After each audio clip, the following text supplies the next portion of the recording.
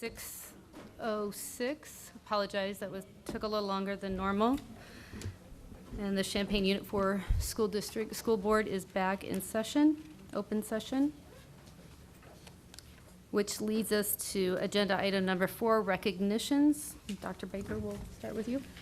Ivan Talbot of Central High School and Frank Huenca Camargo at Centennial High School are in the dual credit program through the Early College and Career Academy.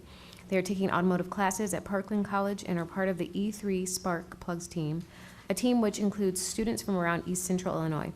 The team entered a contest where they were challenged with disassembling and reassembling a small block Chevrolet 350 engine. The Spark Plugs won the contest and qualified for a national competition in Las Vegas on October 31st and November 1st. Congratulations to Ivan and the entire and Frank and the entire Spark Plugs team, and best of luck in November. Centennial High School is proud to announce the Athletic Hall of Fame class of 2019. This group exemplified athletics at the highest level during and after their careers at Centennial High School. The Hall of Fame class of 2019 marks the second class inducted to the Centennial Athletic Hall of Fame. Here's the list of athletes that have been selected for the class of 2019. Nicole Malage, Matt Herges, Rayvonte Rice, Reggie Hodges, Mikel LaShore, Kendall Shores, Michael Alexandrov, Steve Ward, Candy Phillips, Annie Parrott, and Ed Jenkins.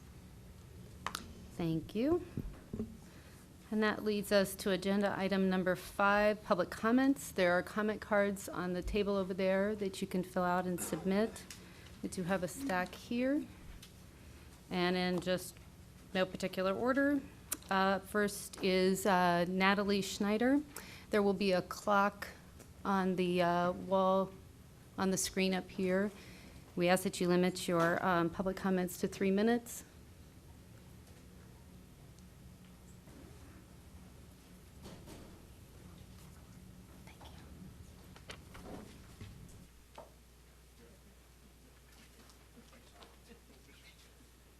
Hi. So my complaint is that my kids are being dropped off at an unsafe area. I have 2 girls. They're 5 and 8, and they go to Southside. And for the past 3 years, my 8-year-old has been dropped off at Cynthia and Anita, which is right on the backside of Garden Hills Elementary. There's a sidewalk there. It's a school zone. People slow down. This year, the bus stop, for whatever reason, was changed to Cynthia and Paula, where there are no sidewalks the entire way, and it's a busier street. There's no signage there that has anybody to slow down. So I've been concerned that this bus stop is not very safe for the kids. I would like the old bus stop back that is right there by the school. It slows people down. My kids can actually stand on a sidewalk to get picked up, not in someone's yard or on the curb. Cynthia and Paula too it's not a 4-way stop. So everybody goes flying through there. I have videos of people flying through there. I have videos of one of the buses not using a stop arm and stop sign while I was stopped, and kids getting off, and so a car was just going around me because it's not a 4-way stop. People just go. And if the buses don't use their arm or their stop sign, people just keep going, and those kids are being dropped off right there. So, and crossing the street. So, that's my concern. Thank you. Yeah. Up next is Cassandra Rodriguez.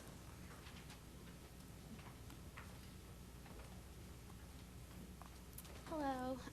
So my concern with everything is that it's not even been a month, and I've had so many issues with the buses.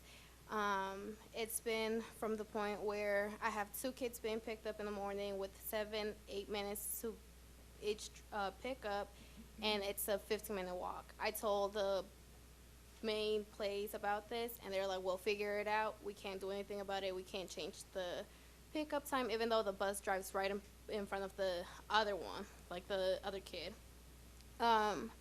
So when they told me that, I was like, okay, I'll leave one kid and I'll go drop off the youngest one, which she is 5 years old. Then my second problem was at the Leonard Center where they were told that the kids cannot be dropped off in front anymore.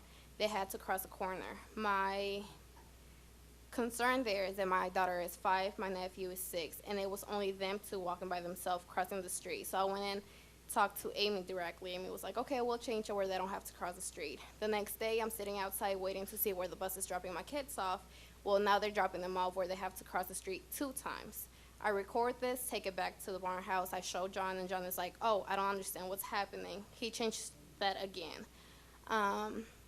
Other problems we've had, and I've taken up with Amy. Amy was just pretty much like, I wasn't aware, and we can't make any changes. Any changes that you want to be made go up to the board meeting because they're the ones who make the decisions. We talked to the schools about this. The schools are not okay with it. They're not happy. The after-school program was not happy with it either. He's been going back and forth with Amy, and he pretty much apologized to all the parents, sending an email and saying, we'll reimburse every single penny you've spent with us, even though we've already taken care of your kids, because we're not okay with this, and we don't feel like it's safe for your kids either. That's my concern with it, that the kids are being dropped off and picked up pretty far where they're too young to be walking by themselves. If my daughter was a little bit older, I would be okay with it. My second child getting picked up, he's older, and I'm okay with it. I've never had a problem with that. But it's not safe for a 5-year-old to be walking that far and letting them cross the street at such a young age. That's it. Thank you. Thank you. Stephanie Rodriguez. Hello. So pretty much I have the same issue with the school bus. I called the school the first day. My kid wasn't let on the bus, so I had to call my mom and figure something out pretty much because I was at work. So she had to go pick him up and drop him to his after-school program. And then the drop-off was kind of crazy, where they were taking him back to school. Nobody was calling me. I wasn't aware of that the bus drivers were taking him back to school. I went to talk to the principal, and she was like, well, I'm really sorry. He was here for 30 seconds. I'm like, I don't care if he was sitting in the office for 30 seconds. You need to be calling me. So there's no communications with the school. They're not calling us. When I told them about the issues I was having with the school bus, they were like, we can't do anything about it. Go to the bus barn. I did. The lady working at the desk, she's really rude to any parent who walks in there. They're not helping us. They're like, I spoke to Amy too. She said they were following policies, which I understand. We all follow rules, but my main concern is the safety. My son has ADHD, so at this age, I don't let him cross the street by himself. He gets distracted with anything and everyone. So what I got from her was, well, he's not that he doesn't need to be dropped off in front of the building because he's not disabled. I'm like, well, my kid is special to me. He's 6. So I'm not okay with him crossing the street.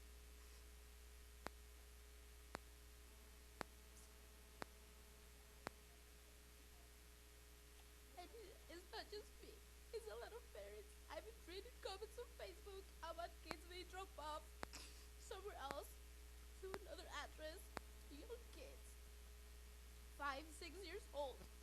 And my son was older and didn't have any issues. I'll be okay with it, but I fear for him. What do you guys want me to do? Stay home and not work? It's just a safety thing, pretty much. And not just for my kid. Everyone else's kid. Thank you. Thank you. Megan Washington. So as you can see, that causes a lot of tears and a lot of frustration and anger for parents. I'm up here for the same kind of busing issue. We were supposed to have received a notification back in May that they were no longer transporting students from Westview to the after-school program at Leonard Rec Center. That was sent home with kids at the end of the year. They had a substitute teacher. I was never going to see that note. Otherwise, I would have been in the bus barn office as soon as I got that to talk about that. My husband is a school teacher. He's a music teacher at Dr. Howard, and he can't be here. He's with our son. We were disappointed in that type of a communication, and all along the way, we've been told we're just reinforcing the policy from 2004. If it's from 14 years, it's a new policy, and you need to reiterate the policy to everybody and let them know. We can't just drop everything and go and pick our son up from school and go to Leonard Center. Now, everybody thinks, oh, they're capable of doing that. It's a 45-minute walk. They have to go past the high school, the elementary school. They have to cross Mattis Avenue with no crossing guard. We were told that that's our responsibility to set up, and we'll contact the city. So, okay, so we're gonna do that. But all along the way, I'm hearing it's for the safety of the students, but at every turn, it's not for the safety of a lot of the students. And I know of a lot of parents that were in the same boat with Leonard Rec Center. If the after-school program at Westview was acceptable, I would be keeping my son there. I took him out for a reason. I take him to Leonard for a reason. We've had a school board, and the schools have had a good relationship with the Park District. I believe we just got some land from the Park District, and they decided to renege on an agreement to drop students off to Leonard Rec Center. You know, I don't like how this was handled. I think there's a better way. With technology nowadays, you can get that information out quicker to families. You can make sure that we can respond and acknowledge that we got that information. That wasn't done. Leonard wasn't notified of this issue until August 13th, and then they came and told us on August 14th what the issue was, and we had no idea. So I find it unacceptable. You're wanting the kids to walk 45 minutes. I was just informed there's 4 to 9 buses, because it depends on who's talking, going to Leonard Center, but none of them can take anybody from Westview and take them to Leonard Center and provide that the students are safe. So, thank you. Thank you. And last is Amy Revelia. Hi. What did I do? My name's Amy Ruvian, and I'm the president of the neighborhood, Garden Hills Neighborhood Association. So I'm here kind of on a little different avenue. Our boundaries are Bloomington Road to Bradley, Mattis to Prospect. There is not one sign about the school. And our school sits right off of Bloomington Road. You can see it. It's 40 miles per hour, not to mention we have the highway there. There is not one flashing light. There is not one speed, nothing. There's nothing, not in any one of the boundaries. My grandchildren go to Bottenfield, and I've taken them to school. And from Judah Christian to Bottenfield, we have 4. Only 2 schools can you see, and that is Judah and Bottenfield. But you drive down Bloomington Road and you can spit on Garden Hills. There's no signs, nowhere. So not only can we not expect that the people who are driving through our neighborhood, and I'm sure everybody here knows Garden Hills. We have a really high crime rate right now. We've had really bad problems. And I mean, it's hard for me to even say that. I've lived there for 30 years. But you're not going to expect the people to drive through that neighborhood and make sure that these children are safe when they're being dropped off on Paula. And if anybody knows Paula, there is no lights, no sidewalks, no speed zone. I mean, it's 30 miles an hour, but you're going to think that they're going to drive 30 miles an hour? No. There's no signs that says there's a school. There's no signs that says there's a crossing. We have one crossing guard that's at a 4-way stop where there is sidewalks, but no buses are stopping there. The buses are stopping in very unsafe areas. In the winter, at 4:30, it's dark. 4 o'clock, it's getting dark. There's no lights. These kids are getting off on these, and sometimes the kids are getting off at 4 o'clock. I'm also a daycare provider, and her children walk to my house, and there's been times that they've been 30 minutes late, so they're pushing close to 4 o'clock. It's dark. And I'm sure a lot of you know that we just had a young man killed in our neighborhood. And I mean, I hate to talk like this about my neighborhood because I love it. But we need signs. We need help. And we need help from everyone, not just the city. We need help from the school board. We need help from the buses. These kids are not safe, and something's going to happen. And I saw the video where the bus did not put out the arm and the car went around it. This happens all the time. One of the solutions that the school did for Garden Hills Drive was put barricades, and I know some of you have heard that. They put barricades on Garden Hills where the neighbors who live there had to park down the street to get to their drives. This is not the solution. We should have signs just like every other school in this town. And That is what I'm here about. I want the kids safe. I want the cars to slow down. I want to be treated, we want to be treated just like everyone else in Champaign. We want signs. We want the buses to slow down. We want proper bus stops. We want these kids safe. We don't want to wait till one of the children are hit by a car. Thank you. Thank you. That is the last of the cards that I have. Okay. And that moves us into number 7, which is informational items. Oh, I'm sorry. Yes, communications, sorry. I apologize. So I don't have any update from CFT. Hey, Chris, welcome back. Anything from our Director of Communications, Emily?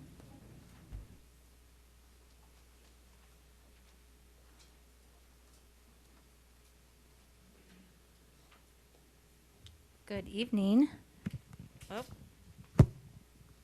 I'm excited to tell you all about our next Community Info Night. We are hosting a Community Info Night at Dr. Howard, and it's going to be September 18th. It's going to start at 5:30. This time we're going to do a 30-minute presentation where we're going to walk you through project updates and also how to stay in contact with us throughout the construction process. It should be an interesting night. You'll get to learn lots of things, and we'll have stations set up afterwards where you can actually look at plans, touch plans, talk to people, talk to the experts. So it should be a good time. So that's coming up September 18th. We're looking and trying to plan our next Community Info Night for Central and Centennial, as well as McKinley. So that will be later this fall. We're trying to nail down those dates now. So that'll be at the next board meeting. Hopefully I'll update you on that. Emily, can I just clarify? Yeah. That Dr. Howard meeting is here, It right? is. Okay. It is. I just wanted to Yeah. make sure. Dr. Howard is, not accessible right now. So just as a central place, it's already set up for presentations and a large enough space, we decided to have it here.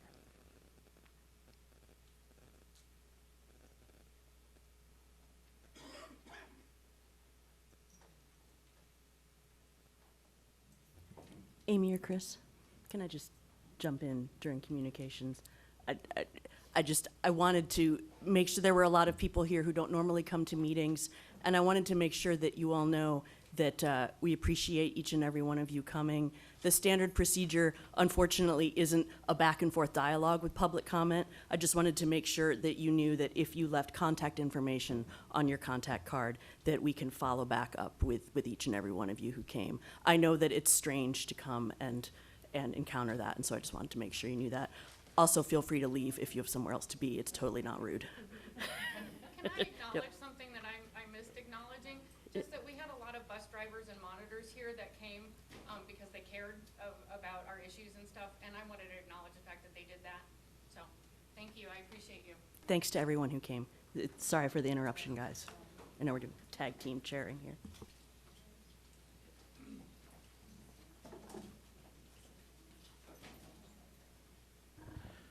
All right, so I think that brings us to board members' comments. So I'll just apologize for my late arrival. I was at Edison's regional softball game. They were in the second round. My daughter is on the regional team, and so skedaddled over here as quickly as possible afterwards. But it's weird walking. This is my first meeting that I've been late for in 3+ years, so or have missed at all. So,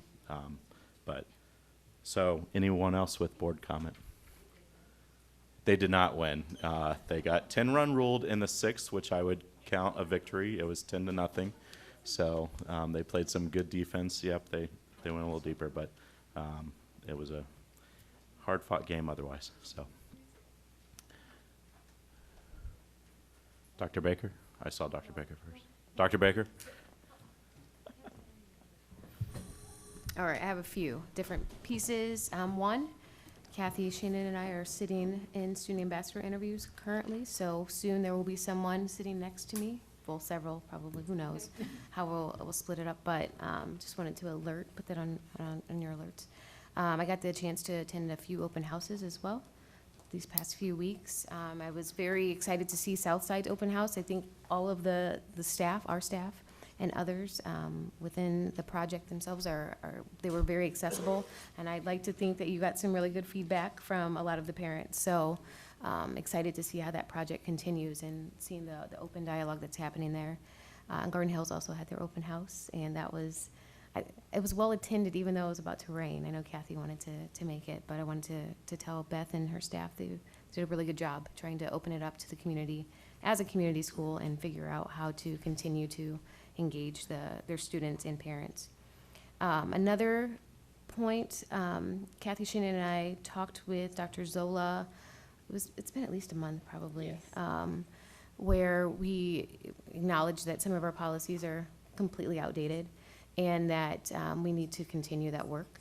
And with that, we talked with Dr. Zola about establishing some type of policy committee where at least 2 board members would sit with some of the staff and start going through some of those policies with obviously Dan and a few others to make sure that we are keeping track and keeping up to date with much of the work. I know that Kathy was interested, I was interested, and Heather I talked briefly with was interested in that, but we want to actually move that pretty fast along. And so that's something that we can finalize with Dr. Zola, but wanted to bring that to attention, especially if others were interested in such work. And then lastly, much like the city does with some of their work where they have a chance to go with each other, right, to check fire alarms or other places. They get to do work together, right, and see the community together. And I like to suggest that we do something similar, right, where as a board, we're able to visit all of the buildings together. We're able to meet the principals, we're able to see the new spaces and have just not long conversations, but in a place where we're getting to know each other a little bit more. Oftentimes, we only get to see those that we adopt to school or we go to the school each day and happen to see where our kids are. But I think there might be something more that we could do. And that's one suggestion I like to make moving forward. I don't know when that would happen. Obviously, our schedules are quite busy, but I think it'd be a good time to consider something like that. Thank you, Dr. Baker. Kathy? Well, actually, Janina, you did, which is good. Yeah. So yeah, let us know if you're interested in having a more active role discussing policies. Thank you, Ms. Shannon. I'm interested that we do that, but not necessarily interested. I'll let some others tangle with that. So, Ms. Richards. Sure, I'd just like to take a moment to, for everyone who celebrates Rosh Hashanah, I'd like to wish them a Happy New Year. And I'm speaking out that way because chances are if you celebrate Rosh Hashanah, you're not here and you're watching this video later. And so I'd like to take a moment to thank the people behind the magic blue screen and elsewhere who make it possible for greater participation than just people who are able to sit here in this room. It's really important that we have records of our meetings streaming live and online. We're one of several public bodies in this town that do that. And I can't state enough how important that is to keep that happening. So Happy New Year to those of you who aren't here. Thank you, Kathy. Ms. Armstrong? I should have discussed it at the last board meeting. The Illinois State Board of Education reached out to me and asked me to join in a meeting in Springfield with Rodney Davis back in early August. And there was multiple school districts represented within this meeting. I was asked to come and speak about surrounding IDEA and the funding around individuals with disabilities and how that comes from a federal level and what that looks like. And so school nutrition was discussed, funding around CTE and funding around Title I. So it was an interesting meeting. There were other districts not nearly as large as we are, and it was interesting hearing from other districts, and Congressman Davis listened to us, and the Illinois State Board actually has a representative that is in contact and lobbying for our districts at a federal level. So it was, I don't know that anything will come of it. I did share that IDEA has never been fully funded since its implementation, and there are cuts coming. So I'm looking forward to some feedback from ISB on that. But I wanted to share with you that I attended that meeting in Springfield. Thank you, Amy. All right. Maybe to Kathy's point, I'll be sure to go back and read through view the video of the meeting and the portion that I missed. So, all right. Seeing as there's no further board comment, we'll move into agenda item 7, informational items. 7A is upcoming events. I'll read through these ever so quickly. September 11th, tomorrow, is the Referendum Oversight Committee meeting. Starts here, 5:30 p.m. All are welcome to attend. September 11th is also Centennial High School's open house at 6 p.m. September 12th is Central High School's open house at 7 p.m. September 13th is Franklin Middle School's open house. September 17th is Jefferson Middle School's open house, 6:30 to 8 p.m. on the 2 middle school open houses. September 18th is the Dr. Howard Construction Project Community Info Night, 5:30 p.m. here in the Mellon Boardroom. September 19th is a fall holiday, no school. September 20th is Edison Middle School's open house, 6:30 p.m. to 8 p.m. September 24th is a special board meeting here in the Mellon Boardroom at 5:30 p.m. And October 9th is a regular board meeting also here in the Mellon Boardroom. That moves us into agenda item 8. 8A is crisis planning. I will turn it over to Dr. Ivory Tatum and Mr. Orlando Thomas.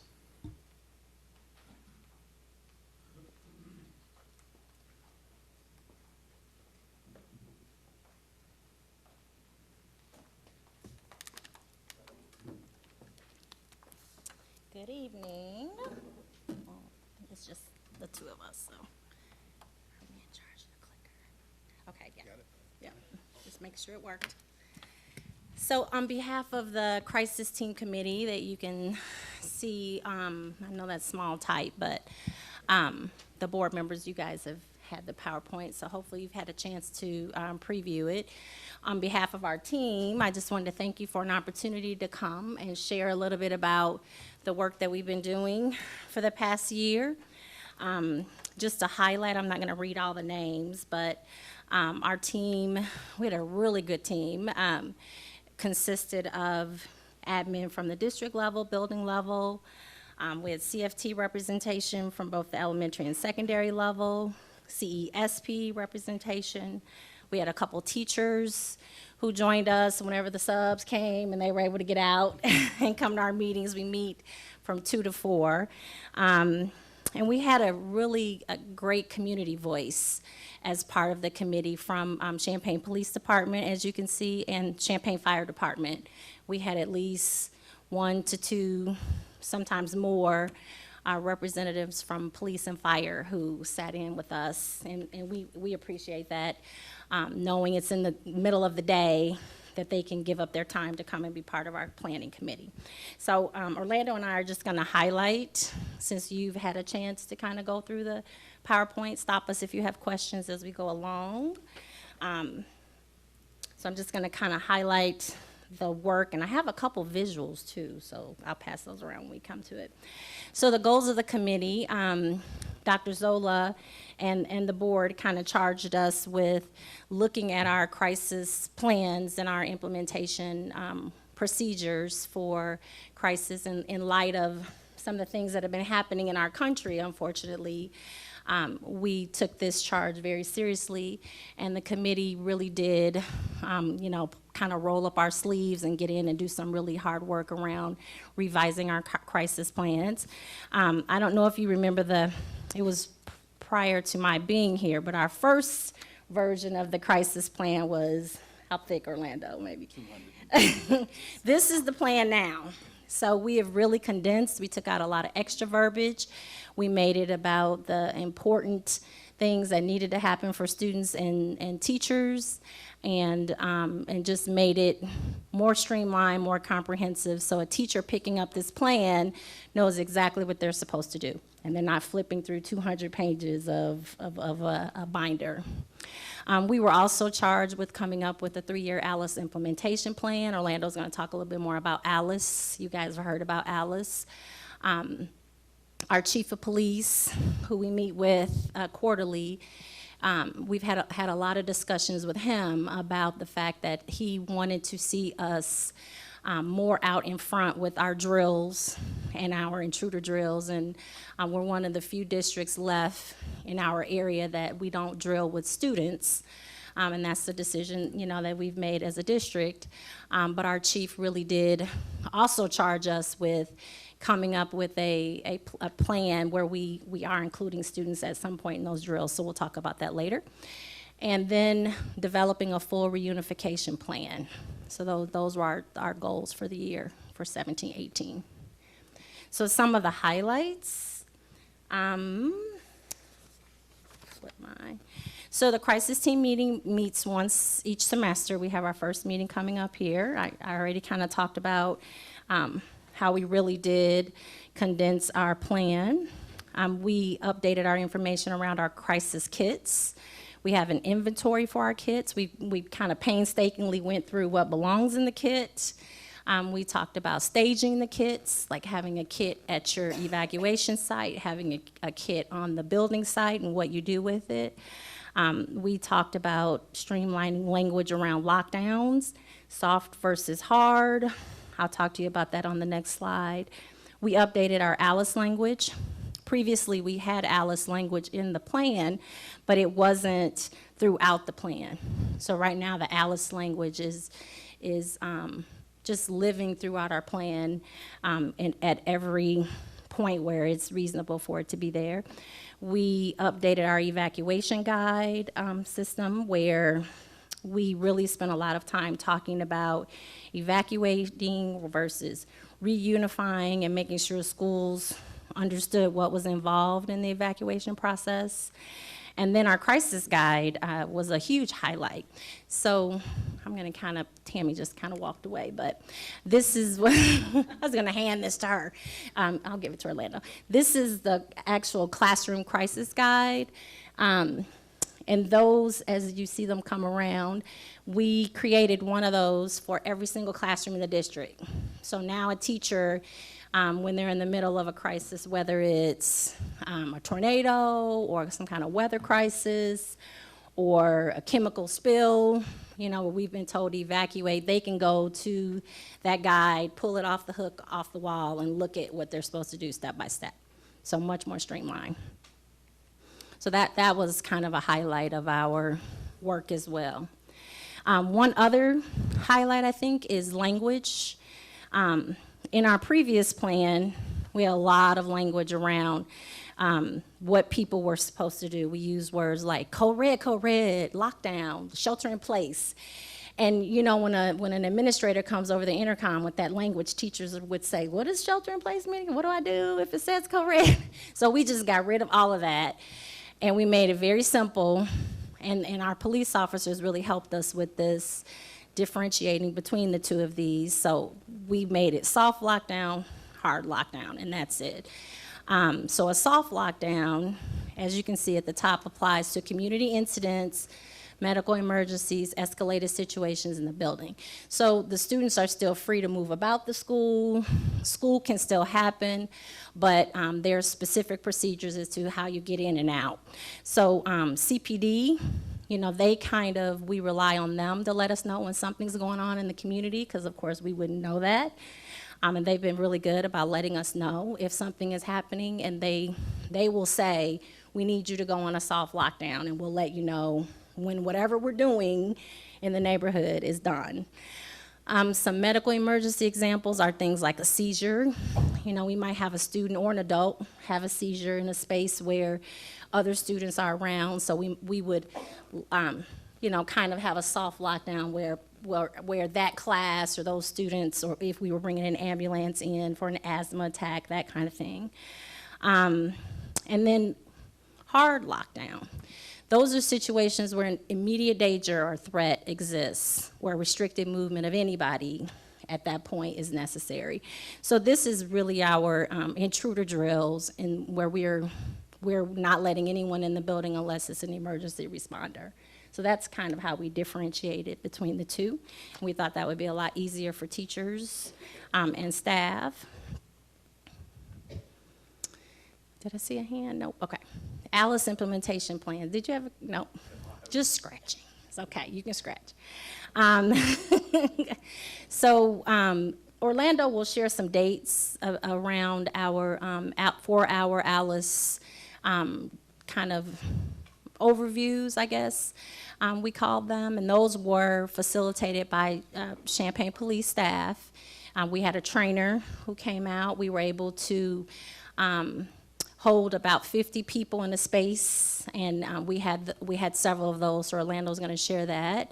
The evacuation drills, again, we included Alice language in those. Our reunification plans, we have a 3-year plan for rollout for that, and we'll look at that on the timelines in just a second. We're going to start, hopefully by the end of this year, with a full reunification at the elementary level. We have some volunteers, buildings that have volunteered to do that. We originally talked about doing it at high school, and then we said, you know what, because I think there was supposed to be one at Central a couple years ago, and we thought to give us a better opportunity to really plan and do it right, we wanted to start smaller with an elementary campus.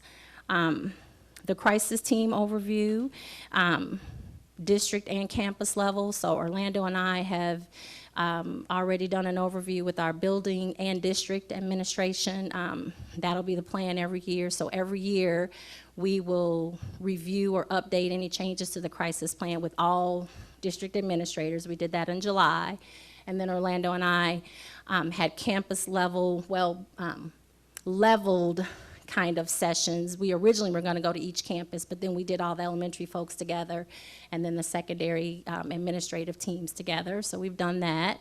We'll have a staff overview every year, student overview, and the discussion drill with students. That's something new that we added in. We've been doing the staff overviews and student overviews, but I think we're monitoring those a little bit better to make sure that they're happening more systemically than they might have been. The discussion drill with students is kind of a walkthrough. So as you see year 1, year 2, year 3, for the active shooter drills, this year we're not drilling with students. So what we've asked campuses to do is to take the opportunity to have some discussions with students this year about what they would do if an intruder were to enter the building. So Orlando held some focus groups with some of our older students, and one of the things that some of our secondary students said was, you know, as events would happen nationwide and they'd see things on television, they would come forward and say, you know, if something were to happen in my building, I don't know that I would know what to do. So all the way K-12, what we're going to do is kind of do these little simulations. So when we have the drills this year, we're asking staff to have a discussion when the principal comes on the intercom and says, intruder alert, intruder entered the, you know, northeast door of the building and is in the lunchroom. The teacher would have a discussion with the students and say, okay, if we're on the west side of the building and the intruder's way over here, what would we do? And kind of just talk it through and not actually get up and move about this year. So part of our 3-year plan is we're doing 2 drills. Staff would be present. And that's a change. In the past, the ROE is we've only been required to do 1. So we're implementing a second one this year. Next year in 1920, that we would drill with students present, and our crisis team is going to plan what that looks like this year as we meet.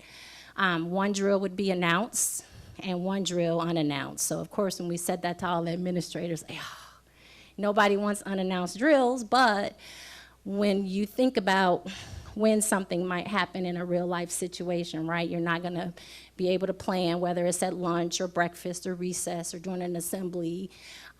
So our administrators and our staff need to be prepared that, you know, you could go into this drill at any point and not know when it's coming.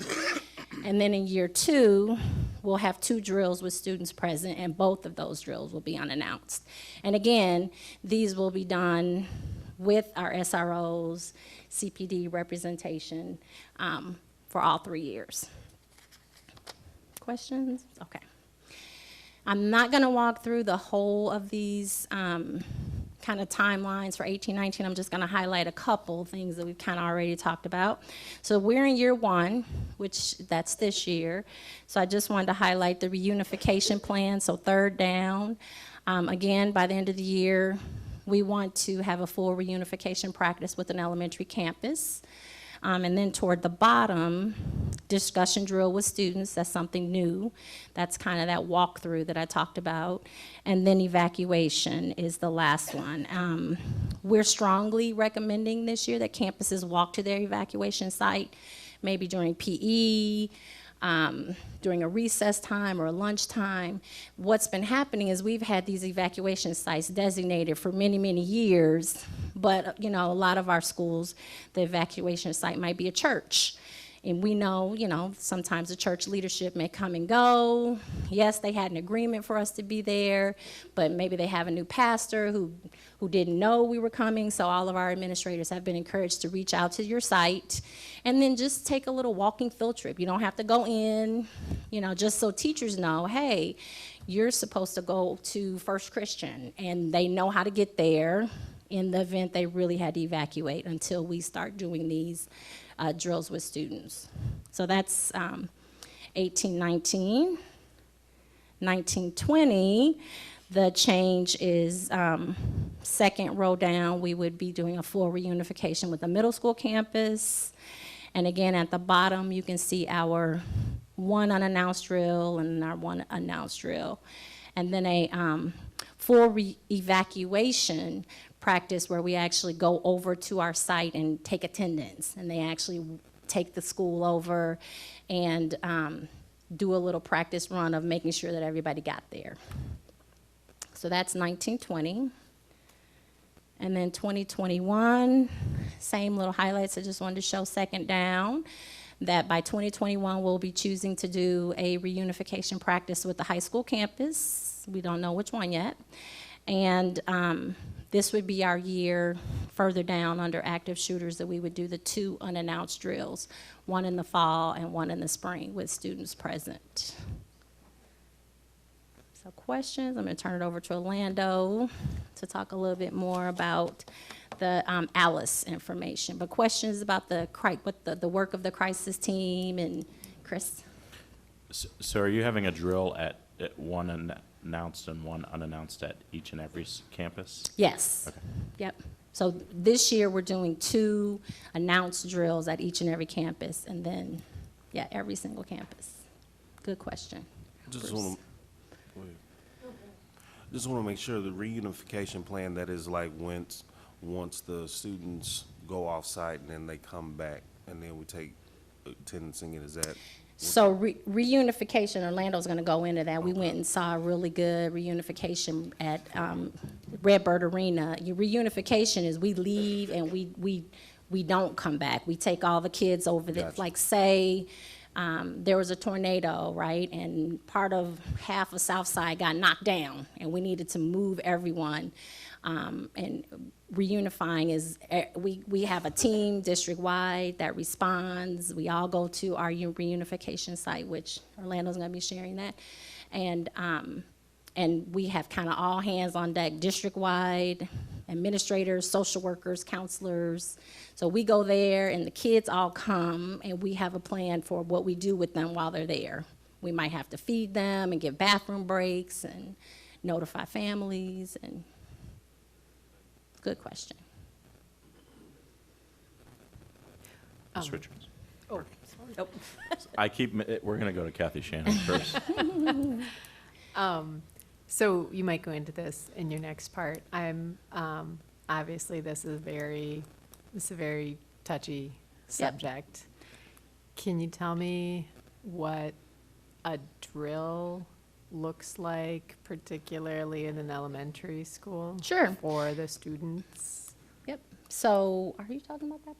Or is that part coming up, or Are you talking about a reunification drill just or a an active regular shooter drill? drill? I want to know what an active shooter drill looks Sure. like and how we're gonna, I don't want our kids to be traumatized Yep. by the active shooter drills. You know, Yes. Yeah. So this year we've made a decision, there are pros and cons both ways, to not use the starter pistol. In the past, we've been using kind of a starter pistol without the students there, with just the staff. So we're not using the starter pistol this year. So what happens is we have a CPD person who pretends to be the intruder, right? And they enter in a particular doorway. And so we kind of say to them, we walk in the office and say, an intruder was seen entering this door. And then the staff have to make an informed decision of, they have to get on the intercom. So we kind of try to tell them, this is your opportunity to practice what you're going to say. A lot of schools use door numbers. They use things like the primary hallway, the intermediate hallway, the West Wing or whatever. So we want them to use language that their staff would be familiar with. So they might say an intruder was seen entering the intermediate hallway by the playground. And then what happens is staff are supposed to then make an informed decision of what would you do if you were in that situation and someone came in. If you're in the intermediate hallway, we would not want you taking kids out if we know the intruder's right there, right? So the intermediate people would then lock down. They would barricade. They would, Orlando's going to kind of talk about what the ALR, so Alice is, you alert the staff, so that's the first thing. You lock down, you inform. So being on the intercom, we've asked our administrators to think of other ways to inform, because you may not always have access to the intercom. We know in some of the situations, when an intruder enters the building, many times they come through the main office area. So if your only way to make an all call to staff is in the main office and you don't have that ability, then what do? So the administrators then think of, they are using apps, and we're going to talk about a little app here that we're going to be using for the crisis management piece. But, I've seen some very creative things. People have been using what's it called, To-Go app or Remind, or they have they have little text messaging streams where people, if they decide to, then I'm going to barricade in my room because the intruder is in my hallway, versus the people who are on the other side of the building who hopefully have decided to leave the building and evacuate if they're able to. So that's what we've been doing with our students. Is really, we have not told staff that they have to evacuate. We want people to make choices that they are comfortable with. So if you know the intruder is way on the other side of the school, then this would be a chance to gather your students and go. Or if the intruder is in the close vicinity of your room, we're trying to empower them not to hide under desks and close out the lights, close the lights and close the blinds and hide in the corner anymore. We're really trying to empower them. What do we do now that we're in this room and we can't leave? And have those discussions. And this will be a slow speed drill. We will not have students jumping out of windows. We will not have students throwing items. We will not have students attacking the intruder. This is still a walkthrough, but we want students to pretend that this is a real scenario. will the students know it's not real? Oh, yeah, yes. I forgot to say that, Kathy. So when the principals make that announcement, or whoever does it, if it's we have them always say, this is a drill, several times. So thank you for. Okay, that's Yes. really important to me. Yes, I should have said that, but yeah. that's- Unannounced, but we do announce it is Yeah, a. it is a drill, absolutely. So it's unannounced in the sense that the day and the time is not known, but as soon as it Yes. is, you are alerted that it's a drill. Thank you for clarifying. Yes, so unannounced in our world means the administrators don't know when we're coming. And maybe to dig a little deeper, so the active shooter doesn't necessarily isn't running around waving a gun? No. Okay. No. Right, that's kind of what you were digging Yeah, at. So, no, okay. we have used the starter pistol only for, like for sounds, you know, so people know what it sounds like to hear and, you know, to kind of have that sound. But it is traumatic we've had teachers who have said it has been traumatic to hear that sound in the hallway, right? So I think we took all of that feedback into account this first year. And as we're trying to encourage people to think about what this might look like with students, we decided to pull the starter drill out as a factor and make it more about practicing what you do, not so much the sounds and the trauma associated with the sound of possible gunshots. Yep. Kathy. Ms. Richards, thanks. It's okay, because I have the same question as Kathy Shannon.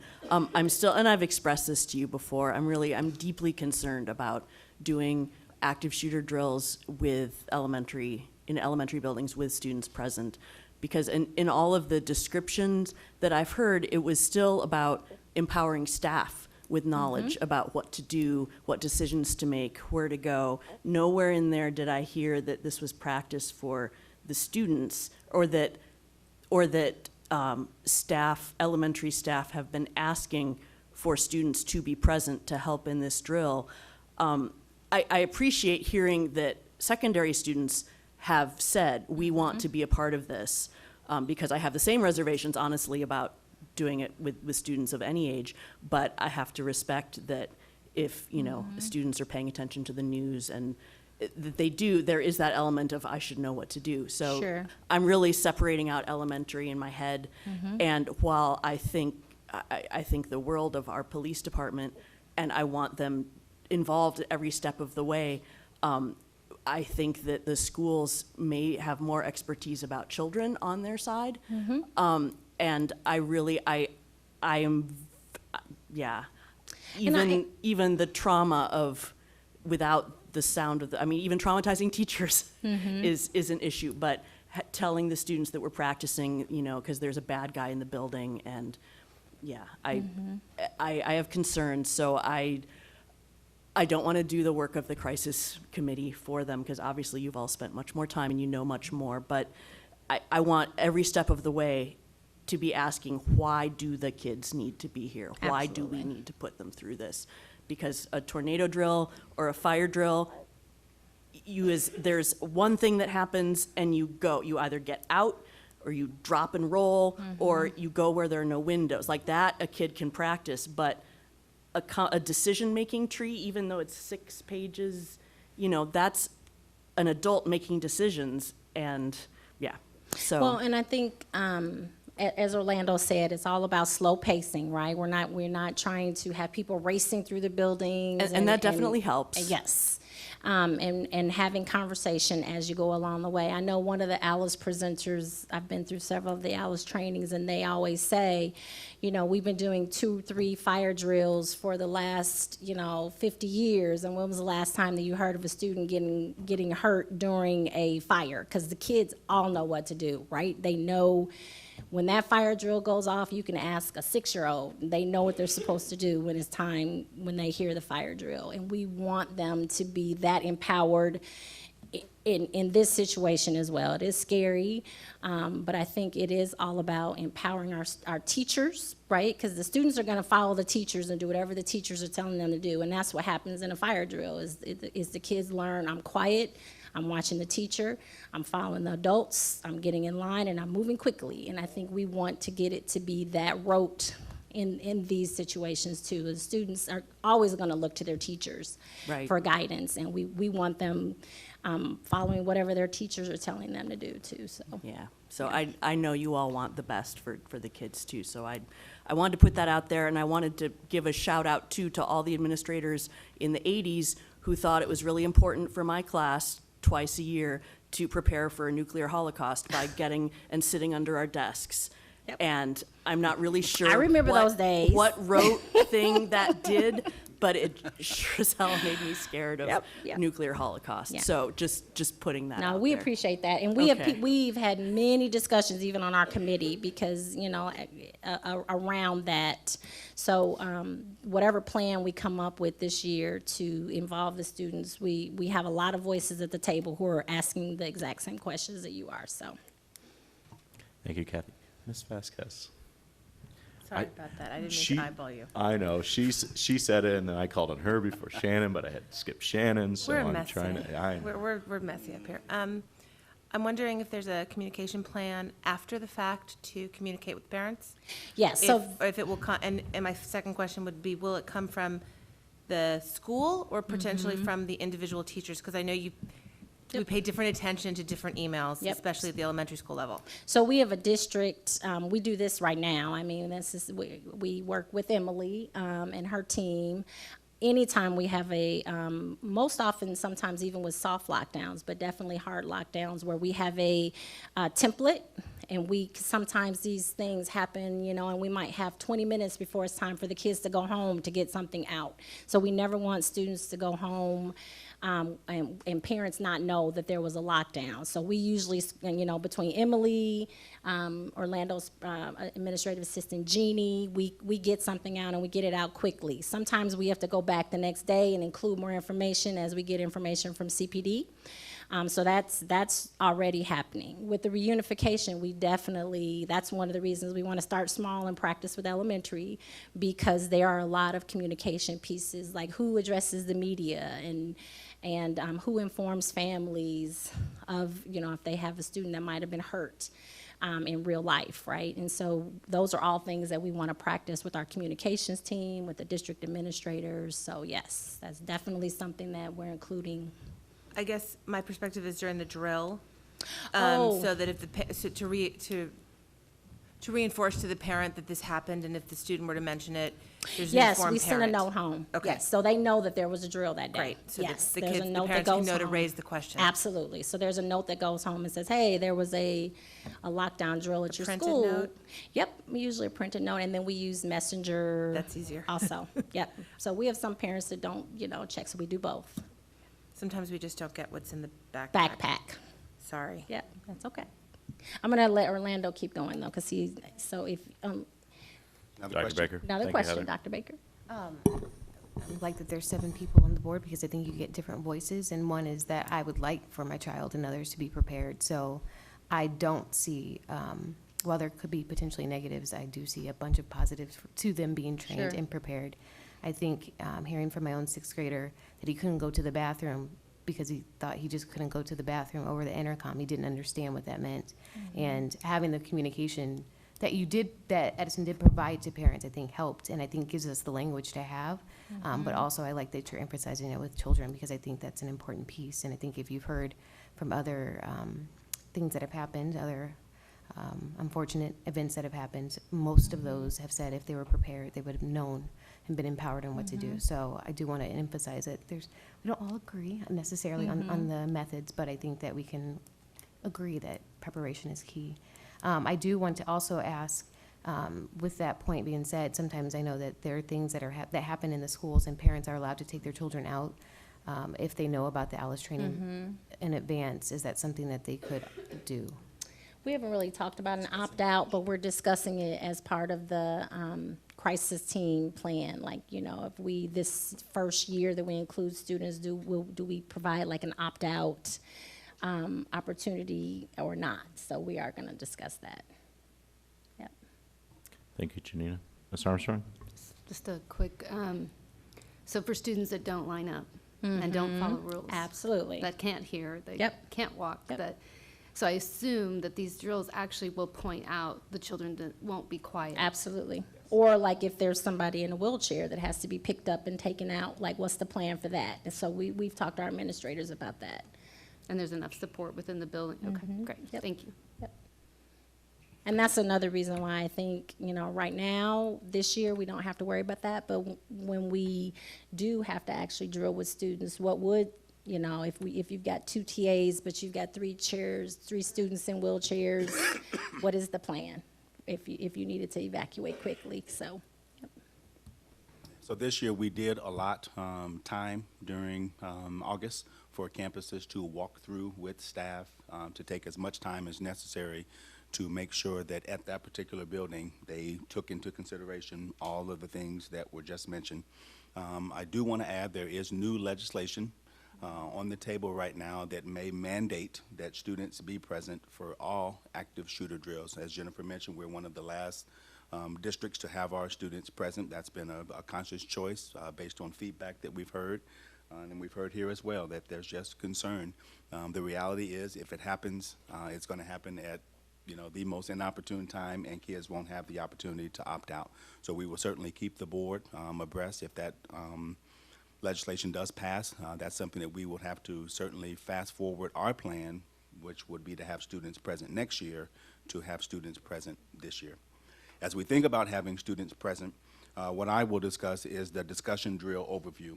We do know that we want to make sure that this is done and we have some time to transition students. So we won't just say, today's the active shooter drill, what do you do? And so this year we're asking for teachers, and we've given them some questions to ask their staff. And this is not a drill, this is just during a class period, a designated class period, that we're asking campuses to set up, just say, let's walk through what does ALICE mean, what does the A stand for, and then we've given students, teachers, some probing questions to ask students. And based on what they hear, they're simply asking their kids, what would we as a classroom do?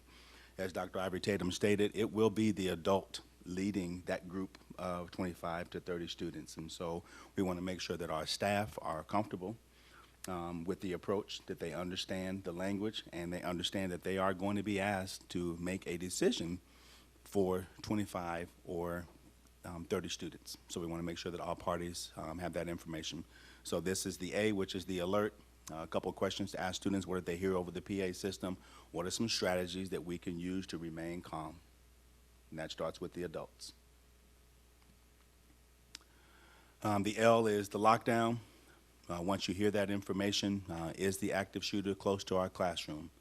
Do we need to lock down, counter, or evacuate? What is our best option? And then what can we do to prevent the active shooter from entering our classroom if we need to lock down? And this is where we want students and teachers to start thinking about doing things other than just going and hiding behind a desk.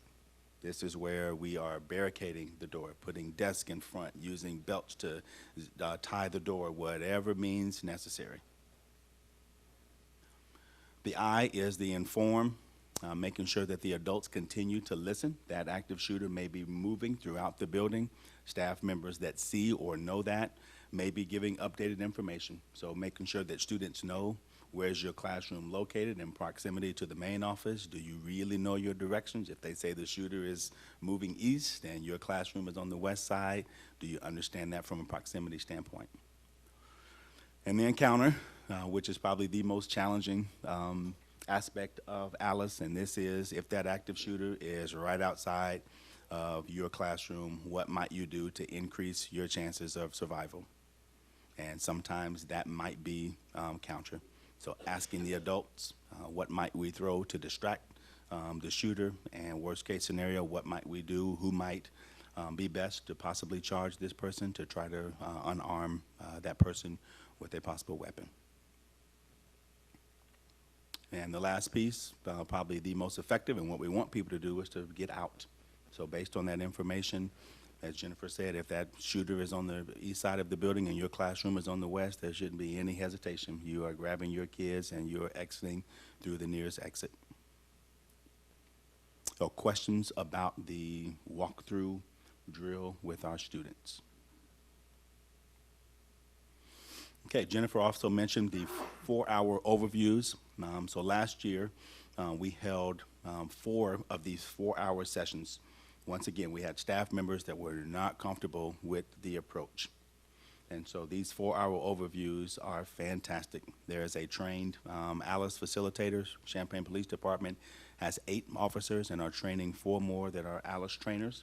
And they walk through why school districts have adopted this approach, where did the approach originate from, and then at the end there's a scenario that allows you to practice kind of pre-ALICE and then using the ALICE strategies, and you see the significant difference in increasing your chances of survival, which is the goal each and every time.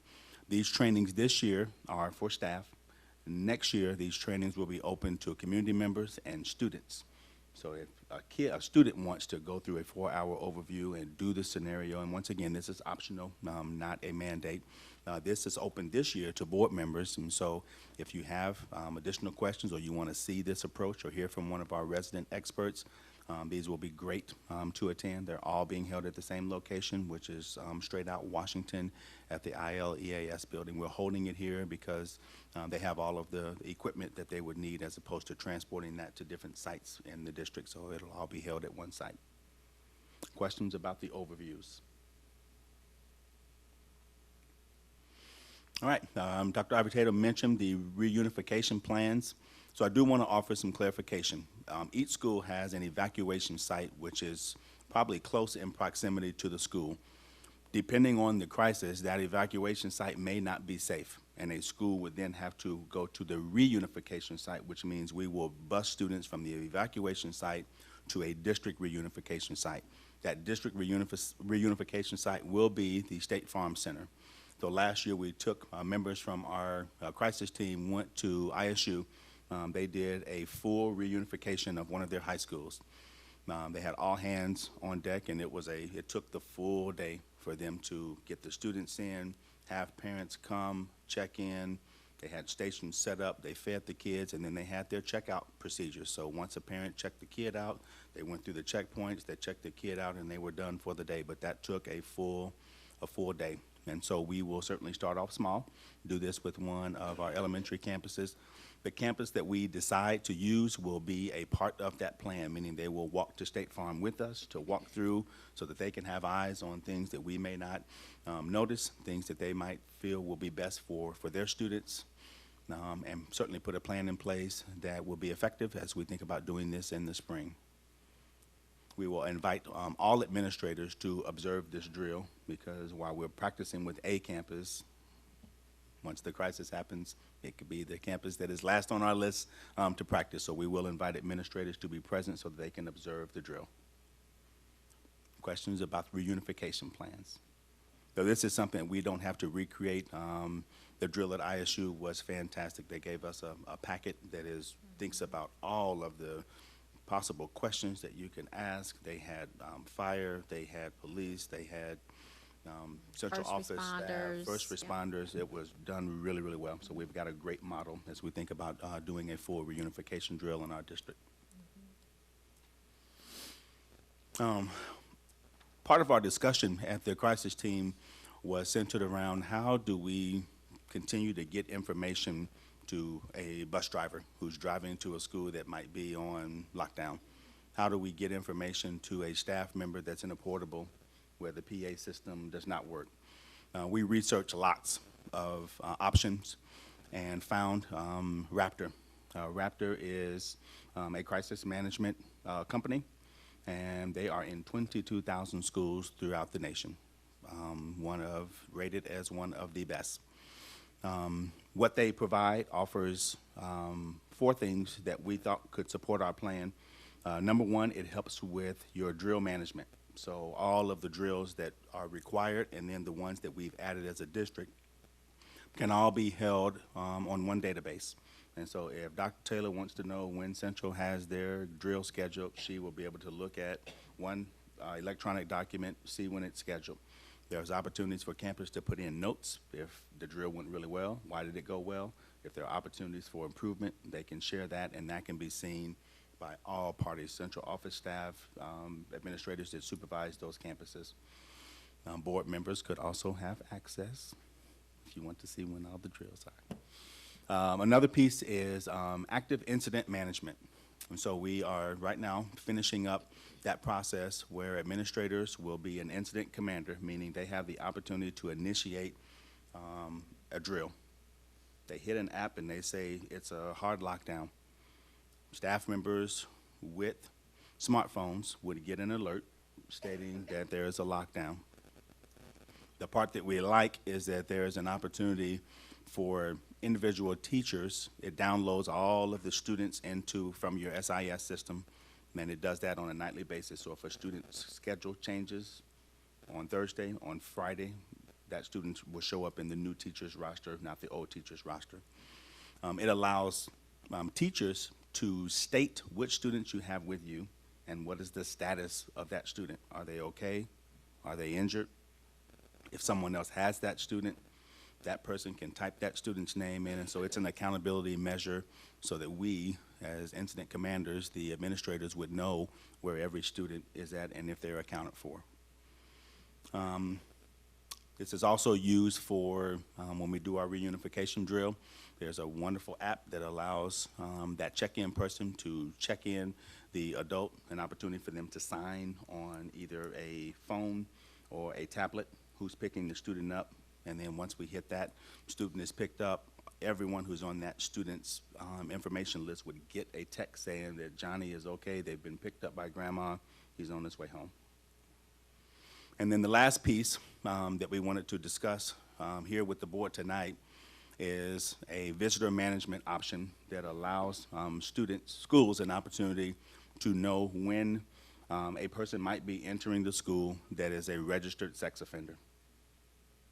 And so right now, we have a visitor policy which states that visitors must sign in, they must show ID, and wear a visitor's badge.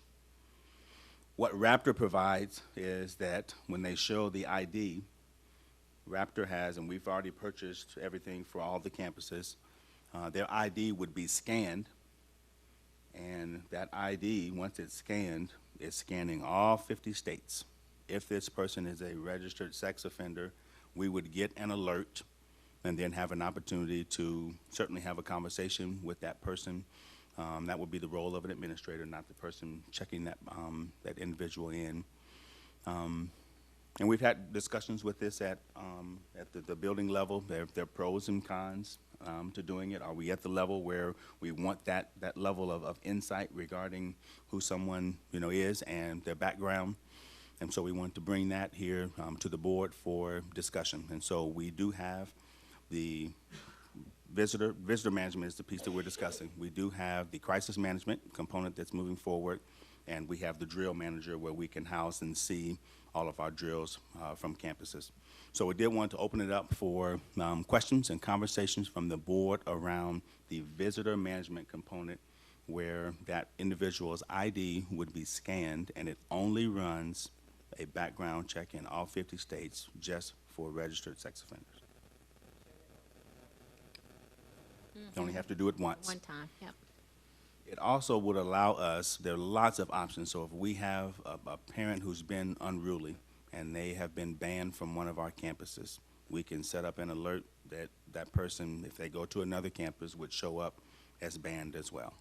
If there's a custody paperwork that this person can't pick up their child, that could be listed. And so it's another line of defense for us to know who's in our building and to make sure that our kids are being picked up by the right adults each and every time. And one reason that Raptor includes the visitor management piece, I think because it really is ideal for the crisis management piece. I know in some of our schools, especially our 612 campuses, you could have 20 to 30 volunteers or mentors in your building at any given time, right? And in the event of a crisis, I know we've talked with Lauren Smith about what happened, how we can get, once we come up with our plan, how we inform mentors and visitors and all of our volunteers. But I think that's the piece as a principal, if I have to go into a hard lockdown and I've got America Reads tutors in one room and I've got 3 parent volunteers over here and mentors in the mentor room, am I gonna know when I lock down that building who's there? And with the visitor management piece, because they've electronically, kind of swiped in, and they have that badge, we know who's in our buildings. And so we make sure that those adults are also accounted for through the crisis management piece. So that, to me, that is one of a really important reason why I think Raptor is kind of paired the visitor management piece with the crisis management piece. It just lets us know who's on our campuses for a good reason in the event we have a real crisis and we need to know who's there. Jennifer, can I just interrupt? I want to make sure the board knows we are background checking the volunteers and mentors and those sorts of folks. So I want to make it clear that this wouldn't replace that piece. Oh, no. This would be more managing and knowing who's there in the moment. In the moment of the crisis, yeah. Thank you, Ken.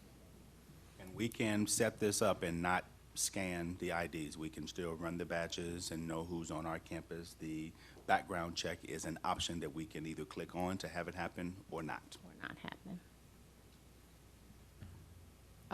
So do we have potentially any parents who might not have IDs? Sure. So we do have that, that we can do passports. A lot of our international families don't have like a driver's license or a state ID. Their ID is their passport.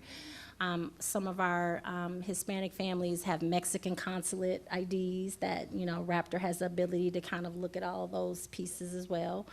And we will have some people who won't have any of that, you know, and so we've taken that into consideration. I know we want to work with our families, and we don't want to alienate anyone, but we've had the conversation with Raptor where they, like Orlando said, they've done this nationwide. So in some communities where people don't want to show their badge for different reasons, right, that they might be undocumented or for whatever other reason, we would work with those families to make sure that they know that any of the information that we're scanning is for crisis and for safety reasons, not sharing with third parties, and we're not sending their information to the government or anything like that. It's for our use and our use only.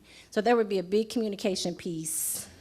We would have to rely on our director of Via Delta, Junkins, and our parent liaisons and some of our administrators to kind of help us spread that message. But that would, if we decided to incorporate the scanning piece, we would, you know, take that on as a definite, if we decide we want to do that. So I just want to clarify, it's like there's a big communication piece, but there might be people who have no ID whatsoever. Yep.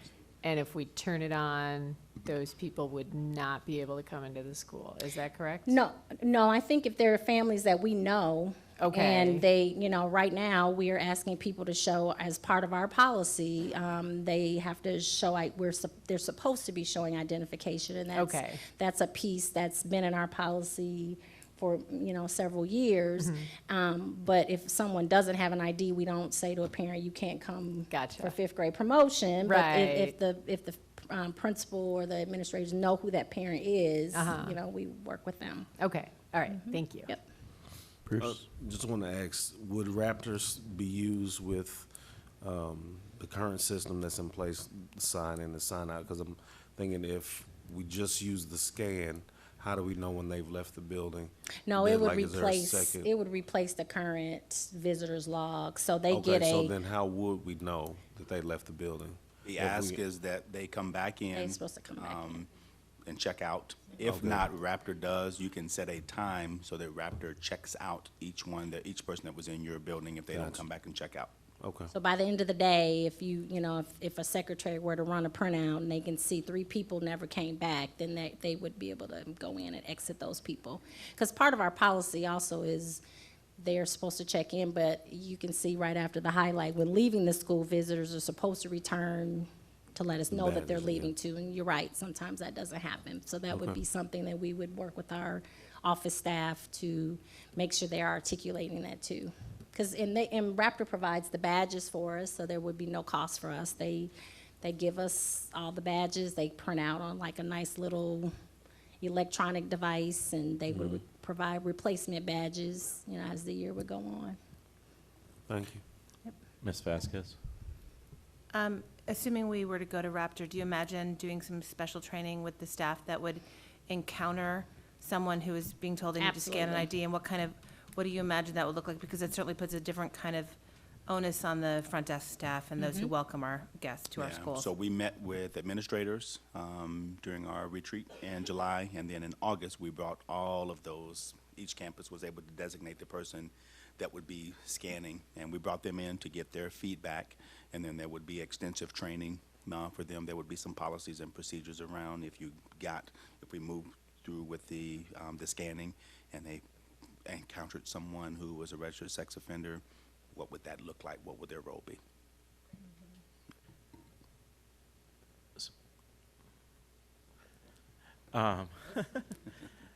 So I guess, so I don't have a problem with showing ID, especially, you know, that first time, you know, who you are.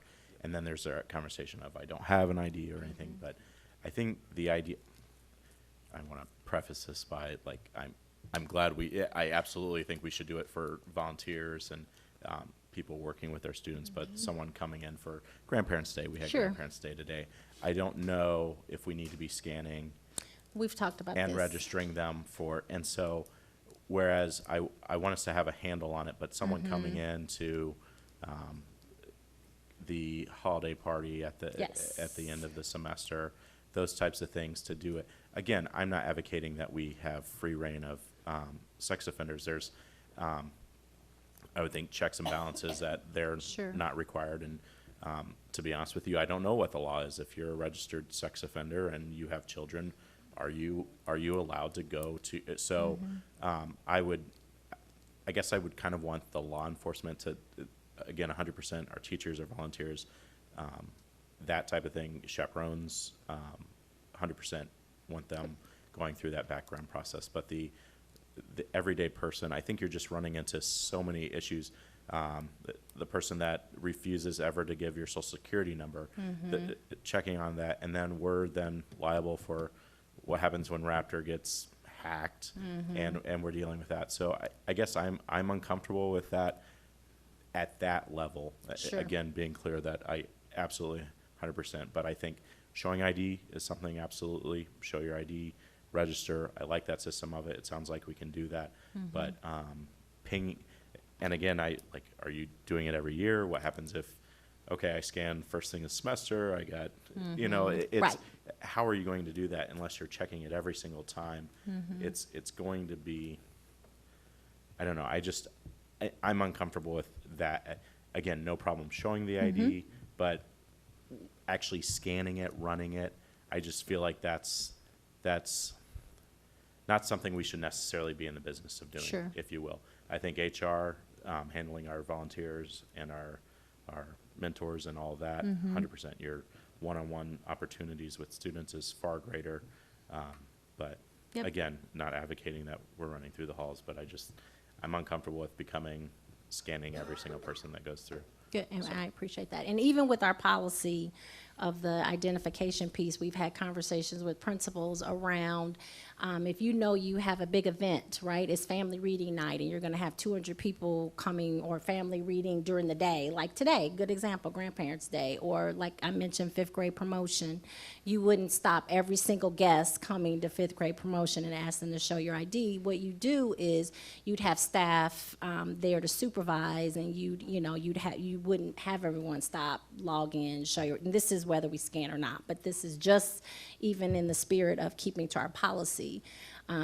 We asked administrators to have staff available to say, yes, we're in the gym for fifth grade promotion, and making sure that people are going where they're supposed to be going and not wandering the buildings and things like that. Because I can't imagine having 100 people line up even to show their IDs for some of these special events, so.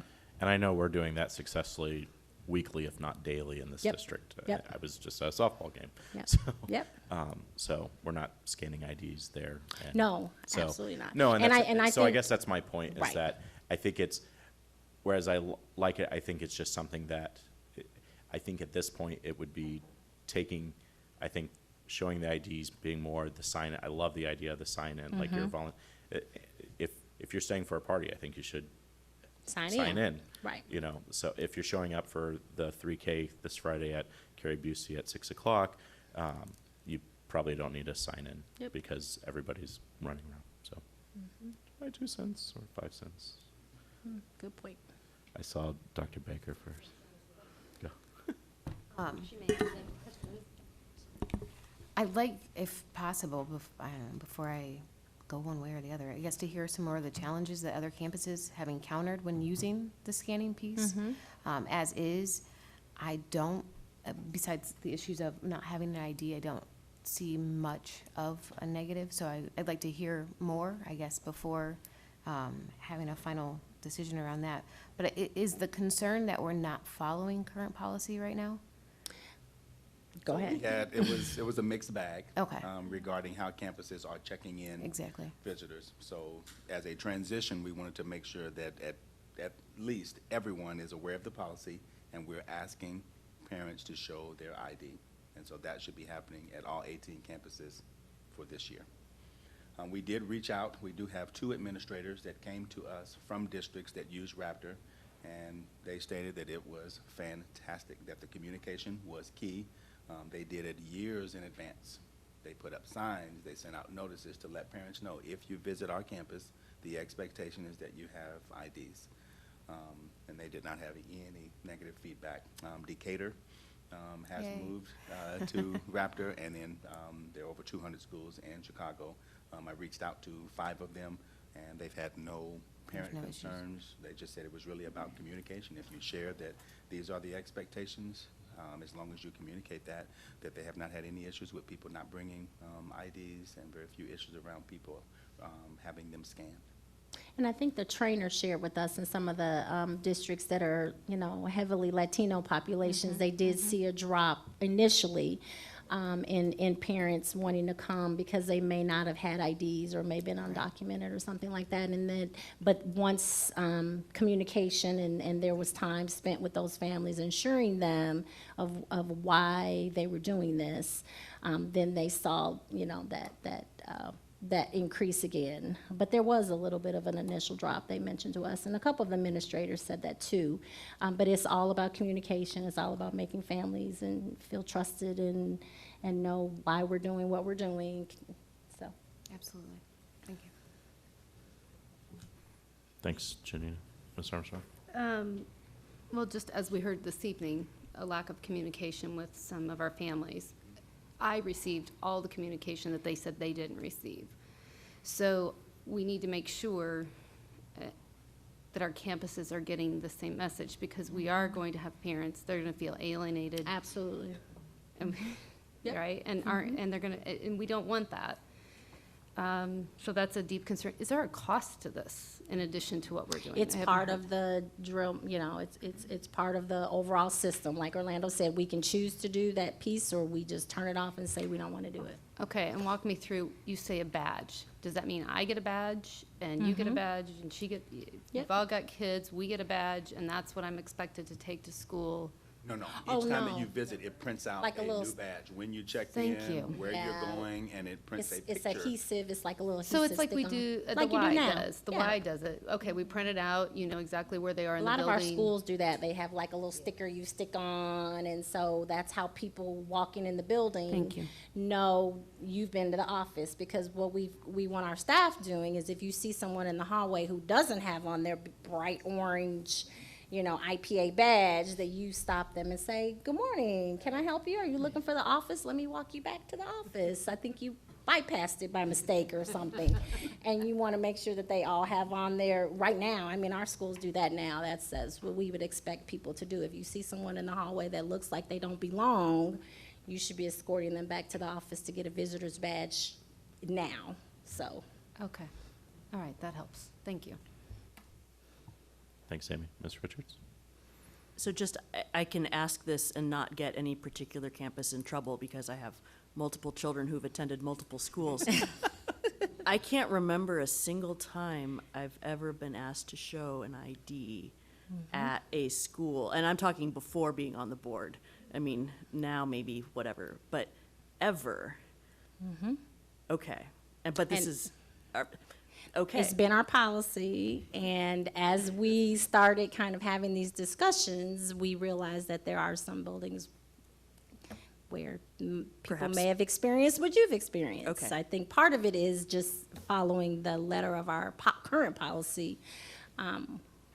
Because it also, another phrase that you said, the reason why we want policies applied equally is what you just said. If you see someone who looks like they don't belong in the building. Well, And or that's just- someone well, doesn't have their, Right, they don't and have on that's their how, little if orange everybody is sticker. asked, then Absolutely. everybody has one. Right.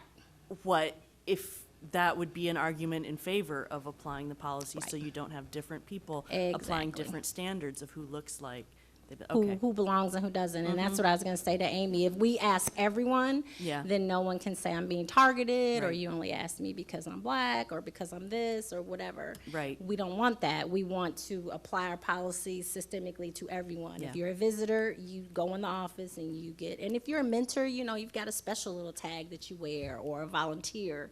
But staff know you belong there, and you've been there and checked in, and someone knows you're in the building. Yeah, okay.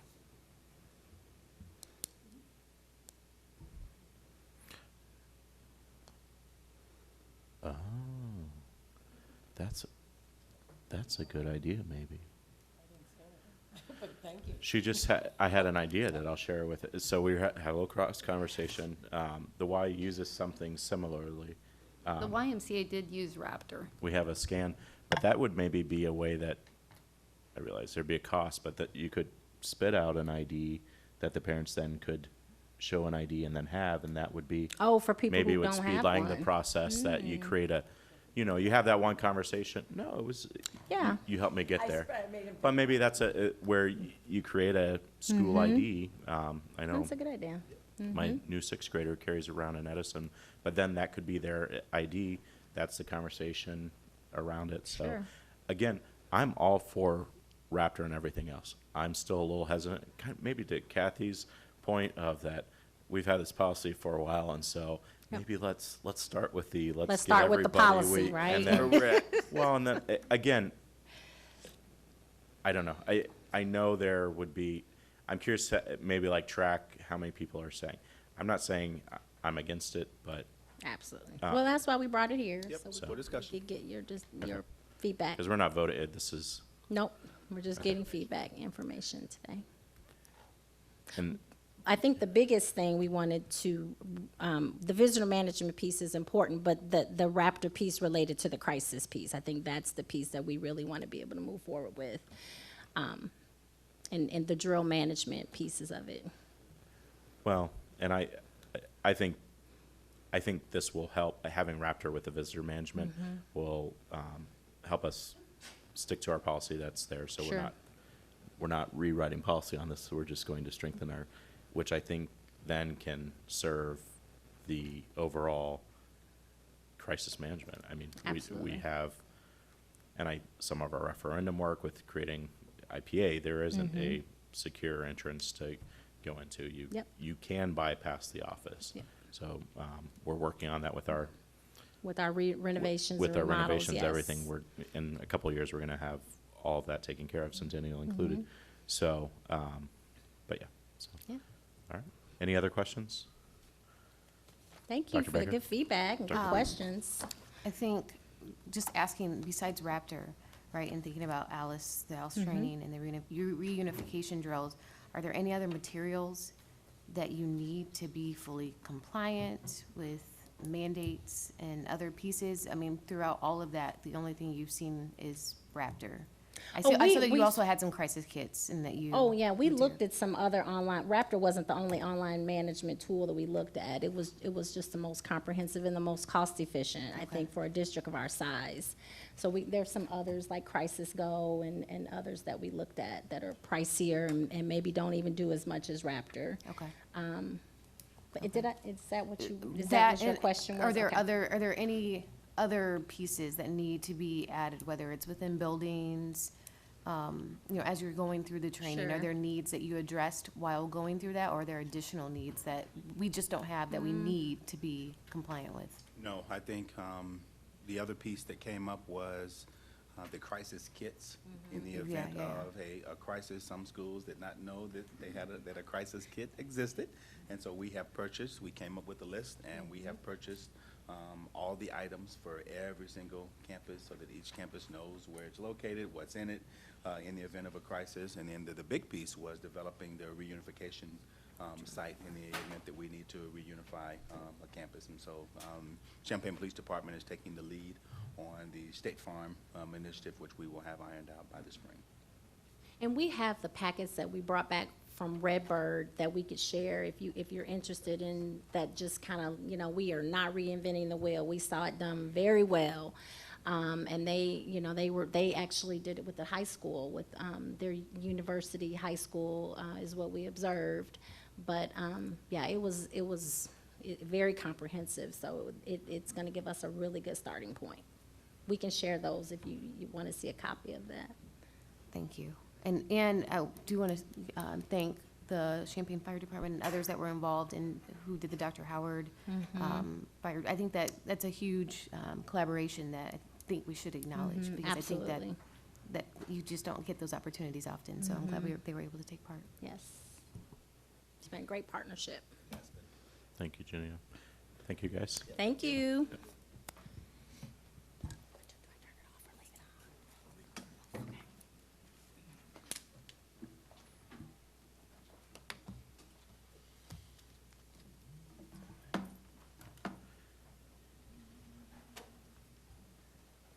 That moves us into agenda item 9, our action agenda, new and unfinished business. Up first is 9A, design development phase design and cost estimate approval for Southside Elementary expansion and renovation. And at this time, I'll turn it over to Sandra Raisler.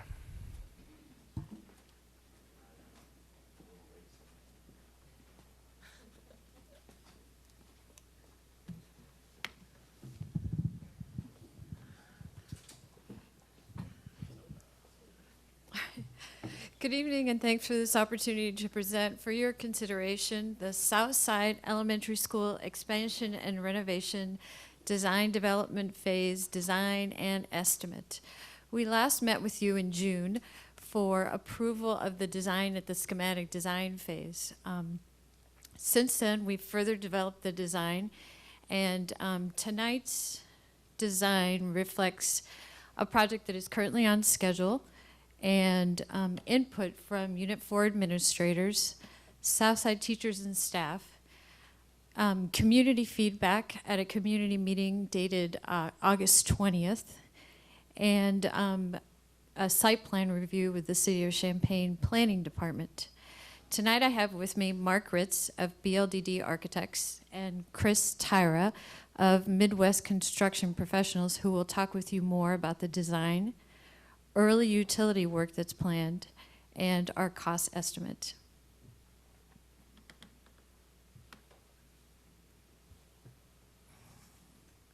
Good evening. My name is Mark Ritz. I'm with BLDD Architects, and I'm the project manager for the BLDD team.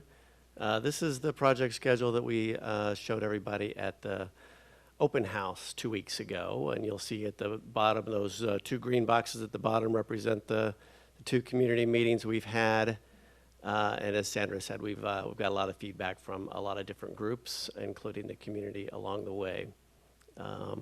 One of the items that we'll be touching on as we go through the presentation is the early bid package. You'll see that, if I can find the pointer, that little red box there. So that's going to be coming up soon. The plans that we have actually have a few tweaks from what you may have seen at the community open house 2 weeks ago. I think several of you were there. So we've incorporated feedback from teachers and community members. We have, like before, we have two site plans again. This is the base bid plan, which is what Chris tells us is what we can afford, that we know that we can afford. And then the other plan will have some slight changes for some amenities that we would like to include. So I'll point out just some of the key things about this site plan, the base bid site plan. We're leaving the buses over on Pine Street, and we're keeping the parent drop-off through the parking lot as it is now. The entry will be closer than it is now to the parent drop-off, so that will be an improvement. We're also going to have accessible entries at the west side and the east side of the building. Let's see, here is a new hard play area. One of the things you'll notice also, the difference between this plan and the alternate plan is that we're not doing quite as much on the north side of the building, but we will develop some things, possible playground, possible improvements to the landscaping and so forth on the north side of the building as an alternate. So again, just to point out those differences again, we're switching in this plan, the alternate plan, you'd have a parent drop-off on Pine with a little pull-off that lines up with Daniel Street. And then on this side would be a bus lane that would go through the parking lot with a heavy pavement for the buses to drive on. And there's room for 4 buses, which is the maximum buses that would be at this site at any time. We're also kind of suggesting some improvements up here on the north side of the building with a kind of we're calling the parent hangout, because that's where parents hang out after school lets out and watch their kids play. So a lot of activity and a lot of interaction between parents, so we want to maintain that. Plus, I think if there's money allowed, we will expand the playground and possibly have some accessible components to that, as much of that as we can afford to do. I'll let Chris talk about utilities. Okay.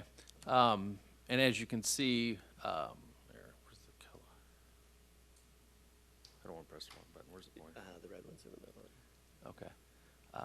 Basically, these are the site utilities that Mark was mentioning earlier. We have the sanitary, we have the storm, we have the electrical coming in to the south side of the building, and then this represents the gas line coming in, and then we have the water feeding the new addition and the existing building as well. So right now, we are working with Mark and the design team as far as putting together an early bid package, and essentially that early bid package is going to have all these site utilities. The reason we're trying to get that bid out now is because of that addition right here. We've got a lot of existing utilities in the way of the addition, and the goal is to start that addition in March of this year. So we're trying to get ahead of the game, get some of this site utility work done in November, December. There's also some utility work in the inside, in the mechanical room, some other adjacent spaces in this area that we're actually going to try to get that work accomplished over winter break as well. So that's the early bid package that we're talking about. The other piece of that is the precast wall panels, the concrete precast wall panels around the exterior of the addition. We're going to try to bid that early as well. There's a long lead time for that, so that'll just help us with the schedule, because the schedule for the addition it's a tight schedule. So, so that's pretty much the early bid packages.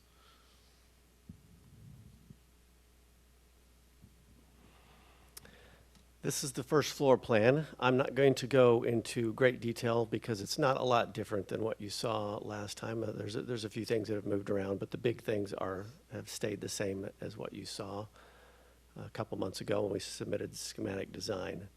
So I'll just start with the addition. We have a new gymnasium, and we have a separate dining space outside of that. We're using a movable partition between those two to act as a stage area for larger attendance performances in the gym.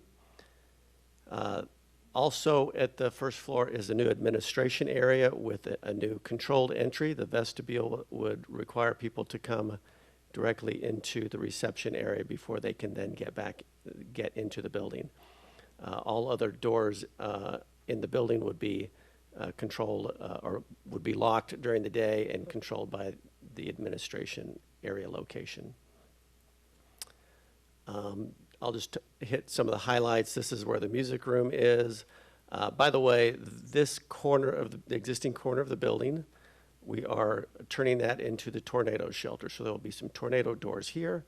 There will be tornado windows on the outside, and there will be tornado doors here. So that will be a protected area for kids to go during a tornado.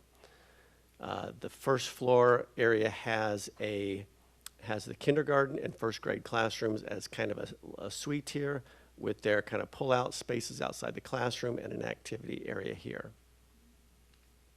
Also on this floor is the library, and the library shares the makerspace. And so the makerspace is a space that's used for kind of specialized projects that the various grades will use on occasion, and when it's not being used by them, it will be used for library functions.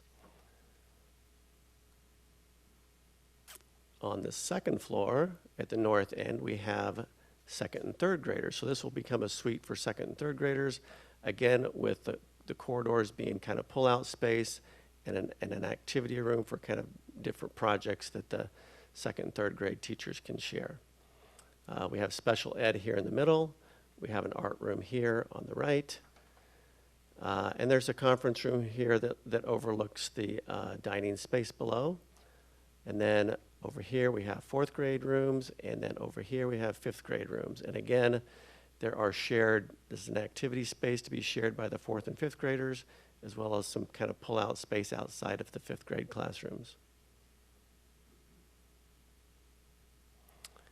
This is an image of the dining room, and so you can see that you have an opening into the gym where the dining space would act as kind of the green room for any kind of functions or performances here, while the parents and other spectators are out in the gymnasium. This is a window with some graphics on it. We're suggesting some environmental graphics that reflect a little bit of the history of the school and the district, as well as kind of promote some of the values of Southside School. Those are things that are still being developed, and we'll be meeting with teachers more on that. And this is the exterior of the building. As you can see, this is the east entry over here, and the buses or parents would be dropping off over here. We have a little space for bicycles. Landscaping will probably keep fairly simple because I think we found that landscaping needs to kind of stay simple in the schools for maintenance. This is a new hard play area that's a little bit lower. It's at the level of the library over here. And so that's, there's just a level change between the two buildings.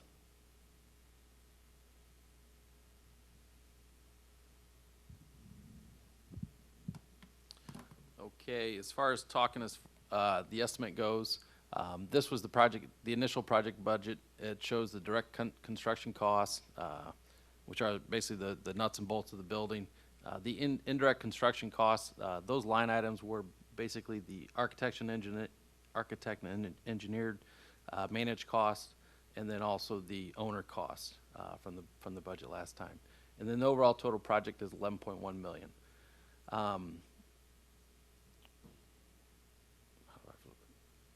Okay.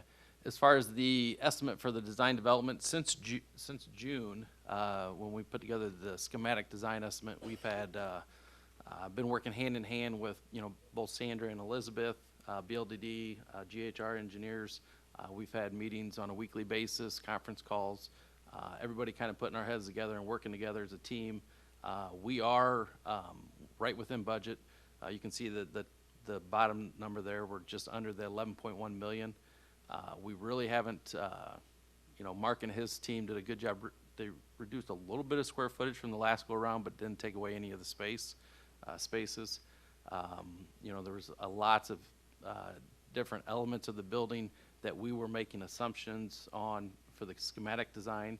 And once the design, progressed, we were able to kind of work with Justin from BLDD and Mark as well to make sure we were estimating what they were planning on, designing. So all in all, I think we're in a good place.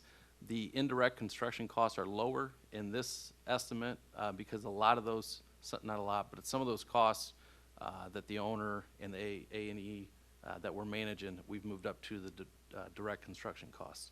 So we're going to be competitively bidding those items out, and we'll be managing those as part of the project. But all in all, we feel very confident with the estimate.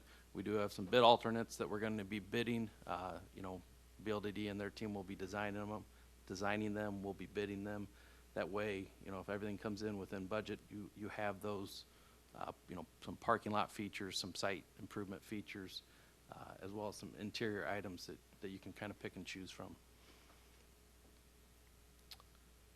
And that just gives you kind of a breakdown of the direct construction costs as well. And with that, we'll open it up to questions.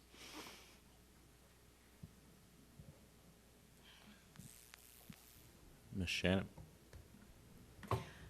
So I just want to thank you very much for including the bike parking on the design. Everybody knows that's my thing, but particularly with Southside, my guess would be that we have a higher percentage of bike commuters at Southside than we do at any of our other campuses. We have so many kids who live in the neighborhood, and I keep hearing from people in the neighborhood that that is really important to them. So I just want to thank you for actually putting that in the plan, because that's very important to me, and I think it's important to the Southside families as well. Thank you, Kathy. So to clarify, you referenced there's kind of two alternates. So the budget numbers we're seeing is for the base package without the, what did you call it, parent meeting place and the parent hangout. So, yes. Yeah, there's actually there's a few other alternates that I would say increase kind of quality of things, like a better roof system, a 20-year roof rather than a 15-year roof.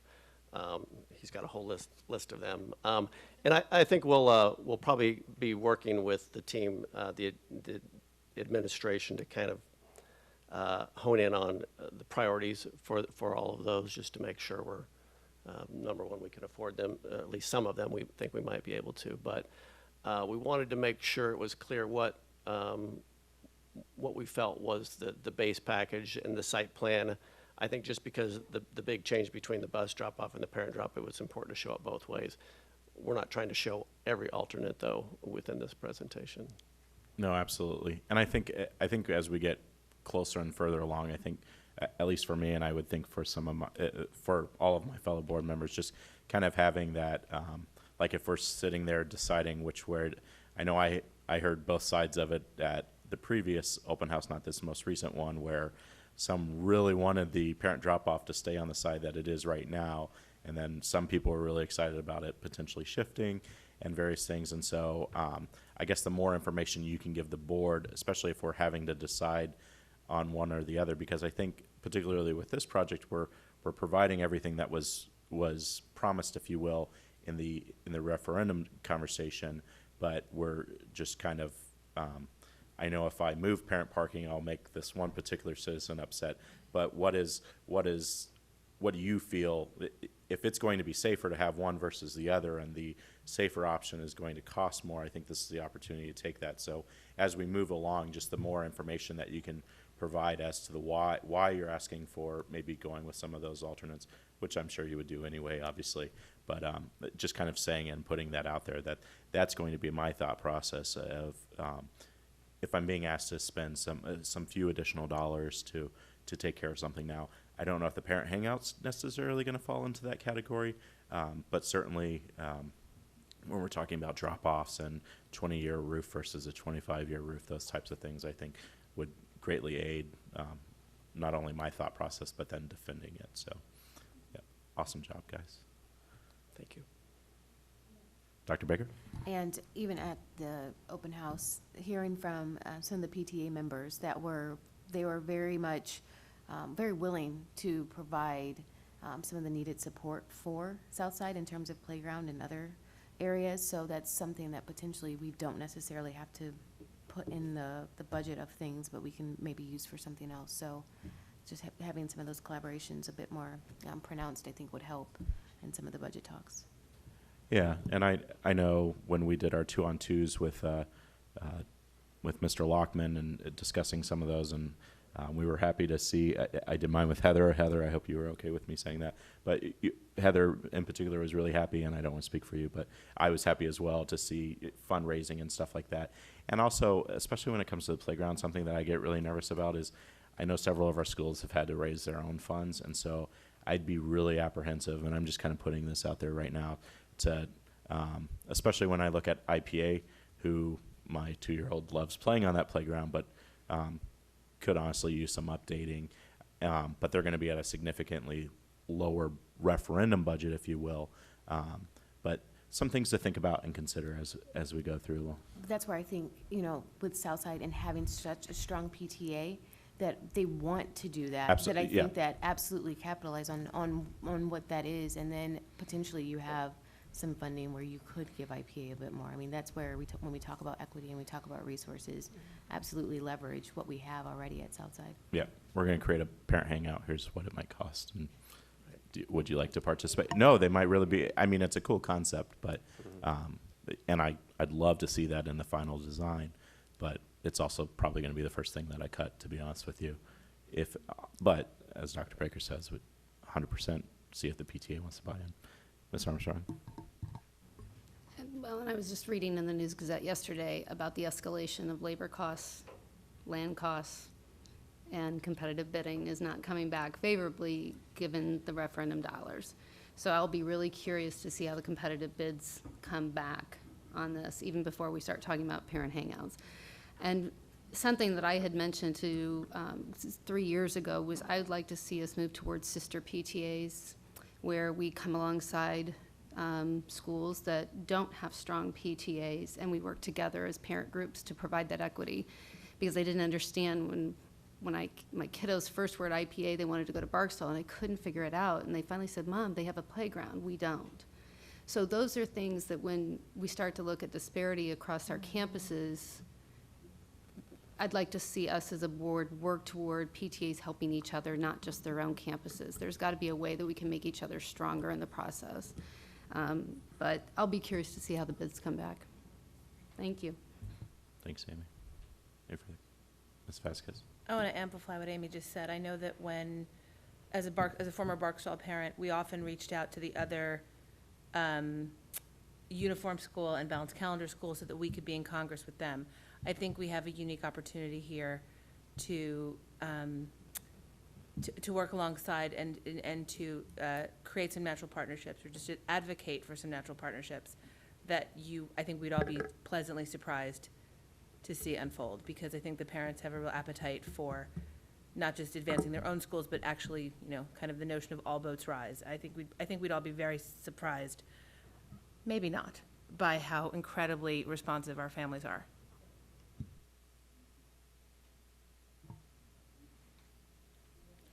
Thank you, Heather. We do have action on this. So at this time, I would entertain a motion to approve the design and cost estimates for the elementary expansion and renovation at Southside. So moved. Second. I have Shannon and Vasquez. Any further questions? Tammy, please call roll.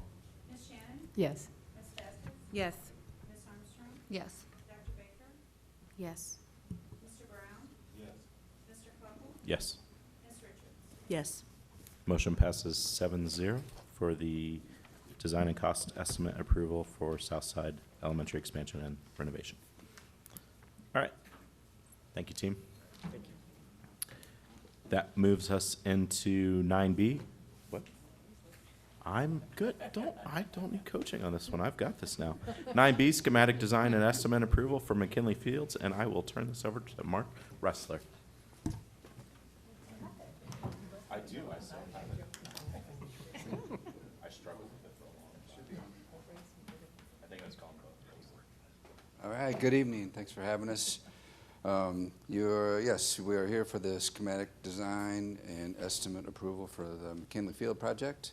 So this is I think it's the first time we've been in front of you for the McKinley Field project, so we're pretty excited, not necessarily to kick things off, but to keep things rolling. We have had several meetings with the school and athletic coaches, do some programming for the project to figure out what's needed, and gone through the process of going through the design and getting an estimate done to see what we can afford. So tonight we're here with Riley Glarum and Scott Wachter from IGW architecture firm, and Greg Doolin is with O'Shea Builders to talk about the estimate. So we have a few slides to review for the design. Near the end there's one for the estimate, and then some questions at the end, and then we'll ask for review and a vote on approval. So, okay. Thank you, Mark.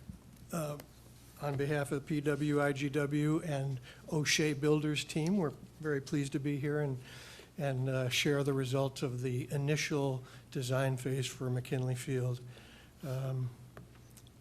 And Mark mentioned the meetings that we've had with the principal, athletic director, track and football coaches at Central. And I would also note that we've had meetings with the project team from Southside, because as you know, these two projects are happening on the same site. And there's quite a bit of coordination between the two projects. They're going to be their construction periods are happening simultaneously, and they're sharing some utilities and parking redevelopment.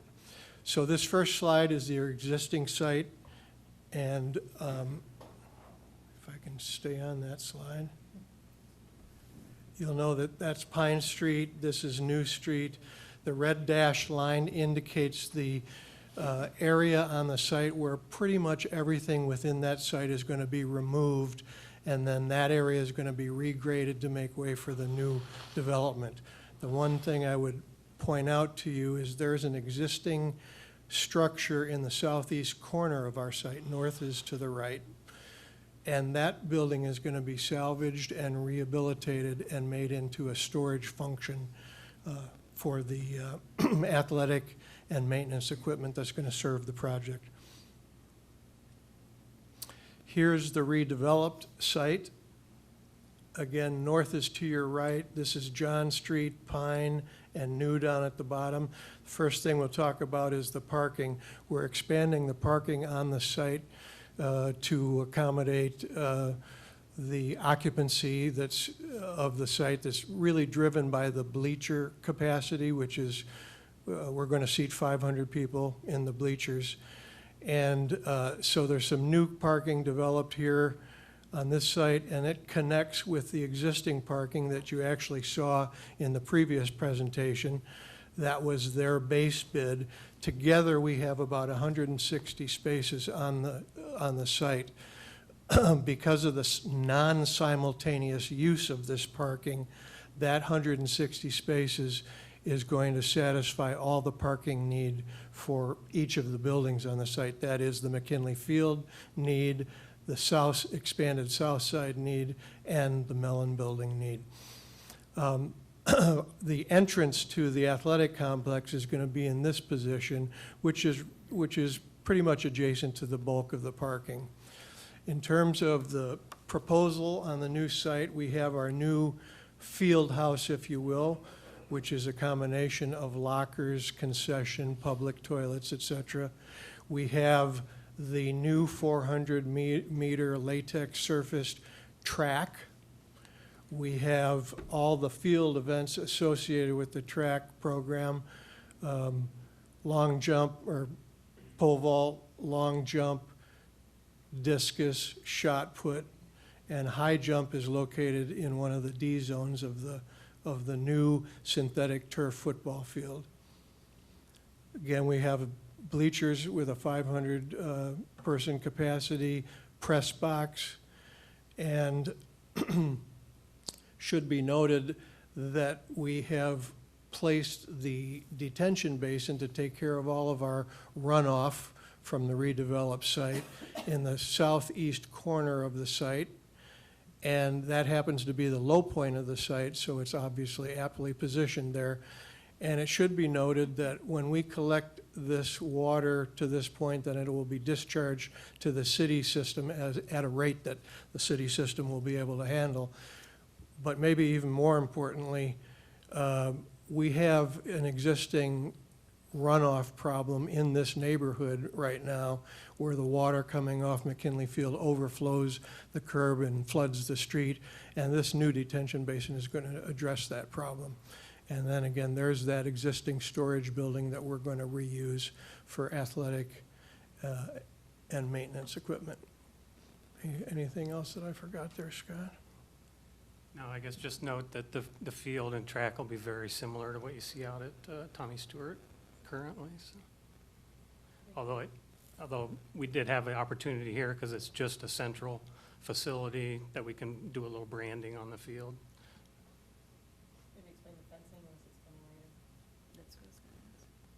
What's that? Fencing. Nope.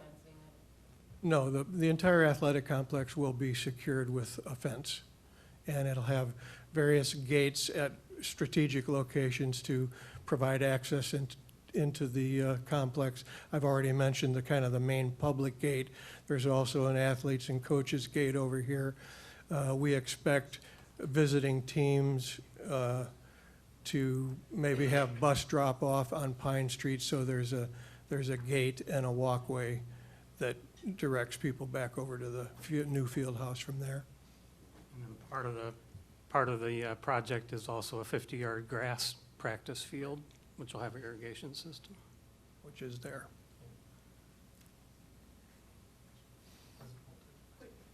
Yep. Just, I'm curious, in the parking count, are those spaces just directly on, if we can, Sorry. that's okay. The spaces that are right underneath the plus sign, oh, there we go. Are those officially Mellon Building spaces? Officially under the plus Oh, sign. here. Sorry, that, higher? Higher? Oh, I was talking to Chris. Chris, point where, okay, now point a little bit higher. Yeah. Is that part of our parking count? That's included in the 162, yeah. That's part of it? Yeah. Mhm. Okay. I was just wondering. Carry on. The 500 bleacher seats actually just generate 125 cars that we really need, but we think there's more of a need on site, so we're providing a little more than code required. Yeah. So here's an aerial view from the northeast of the stuff that we just talked about. Here's the new parking along here and in here. Here's the new entry into the complex approximately there. There's the field house. There's the track and new synthetic turf field. There's the partial practice field. There's the detention, and there's that existing salvage storage building that will be reused. Moving on. I have a question. Yep. Correct me if I'm wrong, there's no javelin for Illinois High School. Correct. Thank you. I'm sorry, if you had to point me towards the main entrance, could you do that? Yep. And where I imagine admissions Would you could be try to get charged? these in? Yeah, it's right there. Where am I? And one thing we. Behind the field house by concessions. It, you'll see that in a second. I don't know why it's- And the one thing that we had talked about the other day, Mark and Scott and I were out there with a brief meeting the other day. There's an existing McKinley archway, iron archway out there that we'd like to potentially salvage and integrate into the new entrance to the field. That will relieve some teenagers who asked me about that. Thank you. Yeah.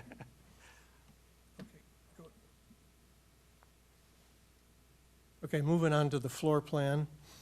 This is the field house. It's it's just kind of an L-shaped floor plan, simple floor plan. Two main components to the building, and one of them is the concession stand and the public toilets, which is kind of a separate piece from the overall building. The concession has two points of sale, one heading out that way, one heading out to the left. As Heather, as you pointed out, it is close to the entry to the complex. Again, so concessions and public restrooms.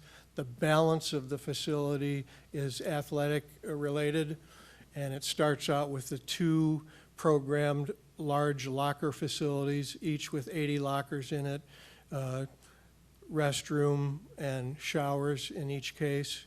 We have football storage area. We have strength training, weight training area. We have a team room as part of the design. We have a training center as part of the design. We have a coach's changing and locker area. We have, what's that? Gender neutral Yeah. or small locker Yeah, room. well, yeah, track storage there. We have a gender neutral locker area, and we have officials locker area. And then these are just sort of mechanical, electrical, and domestic water support spaces. This is about a 9,000 square foot building compared to the original Tommy Stewart Fieldhouse that's being demolished.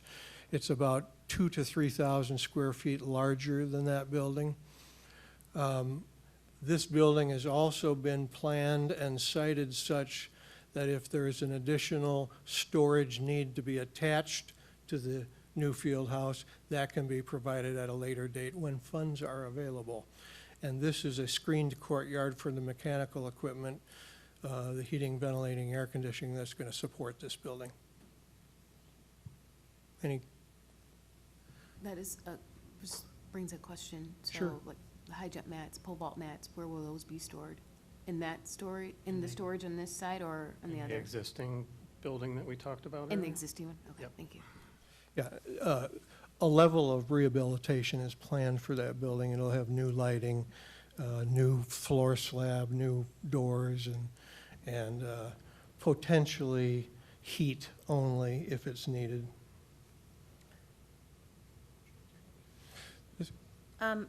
In the team film room, I wonder if I'm a bit in the weeds here, and I'll rely on my colleagues to help me here. The football team tends to look at film at 7:30 in the morning, which is, is that where they do it now? I actually don't know, but the students are, the film is done on Monday mornings with the varsity players. Is this where it traditionally is happening, do we know? Because this is not on this is not at the central campus where they Right. can, so the students would have to make another move during their day to get to actual class. And I know that they use the viewing of film for their purposes of improving their game is happening before school. And I don't know if this is happening normally here. I think they use a lecture hall. Okay. Right now, but my assumption is they may adjust and do it after school on Monday afternoon. Yeah. Certainly, I'm just, I don't know. I just don't know what awareness we have of what they have. And again, I could be in the weeds and I'm, Well, they were part of creating it. I will say the coaches were part of creating it. great, then it's handled. It also has some other functions for like track meets when they get the officials in to plan the track meet, and, yeah. Yep. Yep. So these are the north and south elevations of the proposed new building. The north elevation faces the parking lot. You can see it's a simple structure with a gable roof. It's going to be built with essentially load-bearing concrete masonry exterior walls on concrete footings, and a light gauge metal roof truss will span from one outside wall to the other. So again, relatively simple building. On the north elevation, you can see one of the north entrance. You can see an opportunity for graphics on the building. You can see the concession and public toilets, which is set back from this face a little bit. And the south elevation, you can see one of the points of sale for the concession beyond. And this is doors that provide access to the weight room for moving equipment in and out. And that's that screened courtyard area for mechanical equipment. Moving on to the, if I can, there we go. These are the east and west elevations. The east elevation is what would be seen from New Street. And again, primary exterior materials proposed for the building are brick, veneer, and some cement board siding, which is kind of a heavy-duty, abuse-resistant siding. And right now, we're thinking about pre-finished metal shingles, which is a cost-effective but very long-lasting roof type. So again, that's the east elevation, and we've talked about potential for some graphics or some identification in this location. There's the screen wall hiding the mechanical equipment. Here's the west elevation. That's the elevation that would face the field with the public restroom doors, the point of sale, drinking fountain, and the players' and coaches' entry point.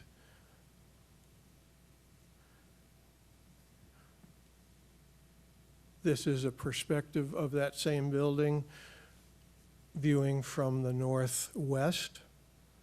And again, I would point out the concession area and toilets and the athletic facility behind with that player's entry.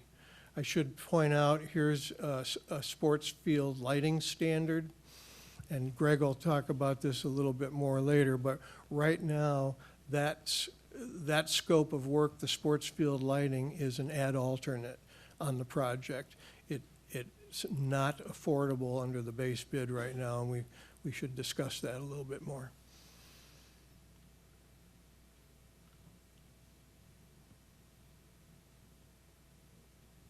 This is unreadable. There's a level of detail that's very unreadable. Sorry about that. Did you take that other slide out? The summary slide. Oh, okay. All right, I'll give you the summary slide verbally. Yeah. This is a cost breakdown for the project, just to let you know. Of the project, which is a total of budgeted was $6.2 million, and our current schematic design budget is $6,191,000, so just under the budgeted allocation for the project. And of that amount, $530,000 of that is indirect cost. Again, going back to what Chris said in the previous presentation, some of that indirect money was moved into direct cost to be able to design and bid that as part of the project. The indirect cost then is left for the AE fees and some other associated direct owner costs associated with the project. There's been a lot of work on the budgeting for this project. There's been a lot of work on the design for this project to date. So what you see here is a good collaborative effort between all the teams and the district, and design, construction, and the district. We've spent a lot of time and a lot of detail looking at different parts and components of the track, the field, the site work, the stormwater, the lighting, as was discussed by Riley, and of course the building and the materials that are on the building itself. It's been a good team effort, and we're happy with where we are today, being on budget. There are factors, associated with the additional stormwater and the additional size of the building and some other things that have played into the push-pull of the overall budget. But team effort, it's right at the $6.2 million mark. And with that, Riley, do you want to talk a little bit about the schedule? I would just say, if we are successful in moving forward from the schematic design phase, we would expect to come back to you at a subsequent time to review design development for this project and the updated budget for design development, just as you saw from Southside tonight, and again then at construction documents. The construction of this project is anticipated, barring any unforeseen problems. The construction is anticipated to start in May of 19 and complete in November of 19.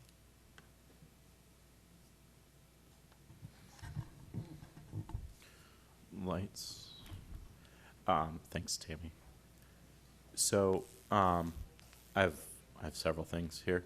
The first one, because it was the last thing you said, so starting in May and going into November of 19, and I know Dr. Taylor has an answer, so I'm going to ask it, but I was actually asked this evening, where would football practice and where would JV play their games and freshmen? I've had the ADs of both high schools work on this together, and I will present. I can do a Friday update if you like, but they've already worked on the plan, mostly Centennial in the area and share Centennial's field. But there's also other sports we have to think of in that, so I'll give you all of that. Yep. Update you. And Yep. that's exactly what I told this gentleman, that the ADs and coaches were wrapped in, and I'm sure there was an answer. So I know they kind of eagerly await that. Wrestling was brought up too. So so I guess for me, and so we can talk about this, and I'm glad we had a heads up, so the board was kind of made aware that the light, and we were presented as a light and turf issue.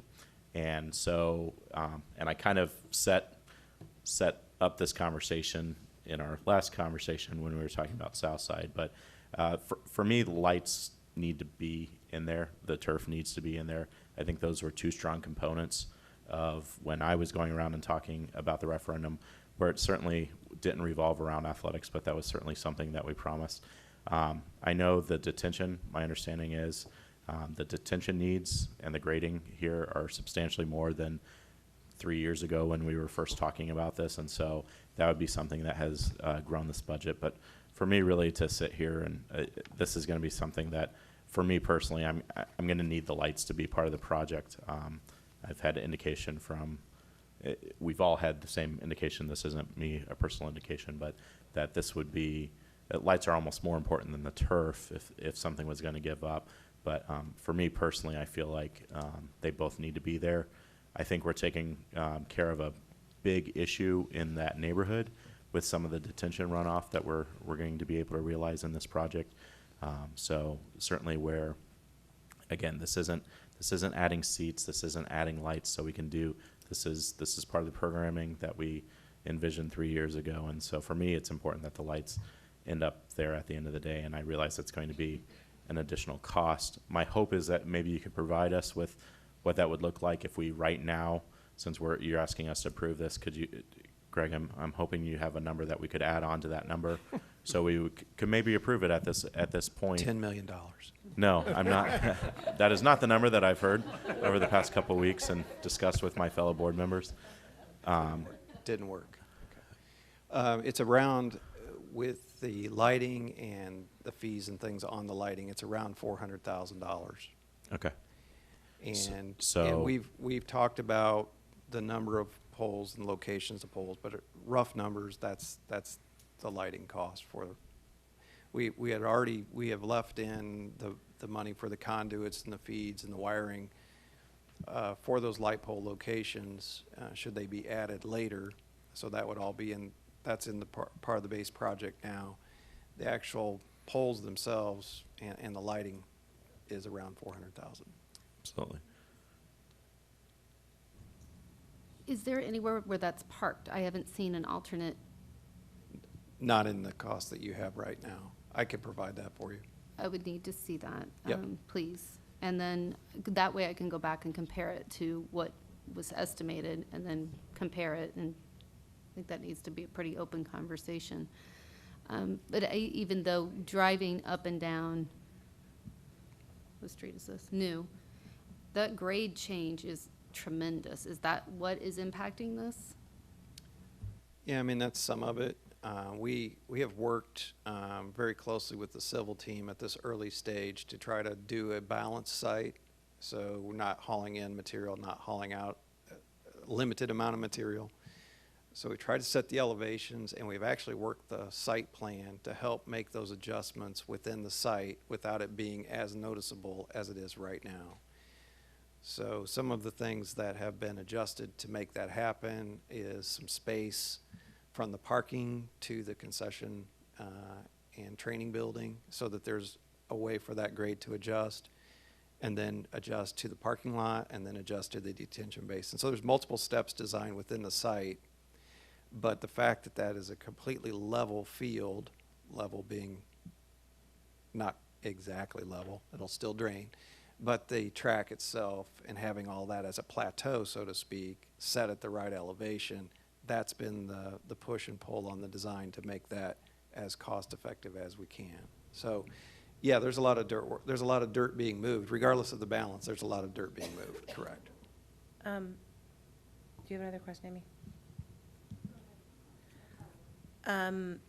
Having no indication from the board how we would decide what to do, were we to proceed with lights and turf, would it delay the project? Could it be worked into the May to November calendar that you're proposing? Yes. So I guess my question is, giving Mr. Armstrong's comment and then I'll vote no personally on this one, but not because I don't, but I'd like to see the numbers. And so what would this do to timeline to table this till the 24th is our next special board meeting? Can we sustain that, or does the timeline allow for us to have this on the 24th? Do we need to have a special meeting where you bring that forward? Because at this point, I'm thinking we need to table this until we get that information. And I do apologize. I think in my conversations over the past day, over the weekend, was that we would have those different numbers and kind of make that decision tonight. So but we need those numbers. I agree with Amy that we need those numbers so we can make an informed vote because I know I might have one view, but, so. Are there any other alternates besides the lights and turf? Yeah. Is turf, so maybe present it as turf is included in this, Right correct? now, Right. turf is included in this, at this point, yes. In the base bid. In the Just the base bid. lights, yeah. It's just the lights there's that no- are the alternate, not both lights and turf as So alternates. everything is included except lights. Correct, We might still be, hold on. So, correct. Yeah, so the turf field, the finished D zones, similar to what is at Tommy Stewart, those are all part of the project at this point. It's whole except for the lights. All except for the lights. okay. And the base bid also includes the conduit and the wiring for the lights. It's whole except for the light poles. But the additional amount of funds that we need to commit to this project are roughly I'm comfortable with this at this point without seeing, I'm comfortable with you telling me 400, we add that to the number and we approve 65-ish. We can do the math here quickly. I'm not looking at it. But I'm comfortable with it because we're in the schematic design. We are moving from schematic to everything else. I will want the further breakdown as we go along. But I guess what I'd like to see tonight is where does everybody, who needs lights, who doesn't need lights, where is that, where do we need to table this? So I guess is that, we either need to. Whether you decide tonight or you table it, the design schedule can accommodate. Okay. It might be better to wait then. Yes. And not vote on it. Absolutely. I want to put, I want to put this out there. Just my comments on it. We discussed the athletic fields being separate from Central High School. I mean, we talked this to death in this community for years and years and years. And a lot of people came together and a lot of people had to compromise. And I do feel like some of the people who made the largest compromises, there were two, right? There was the people who wanted parking at Central and the people who wanted athletics at Central. Those people were the ones who had to make the biggest compromises.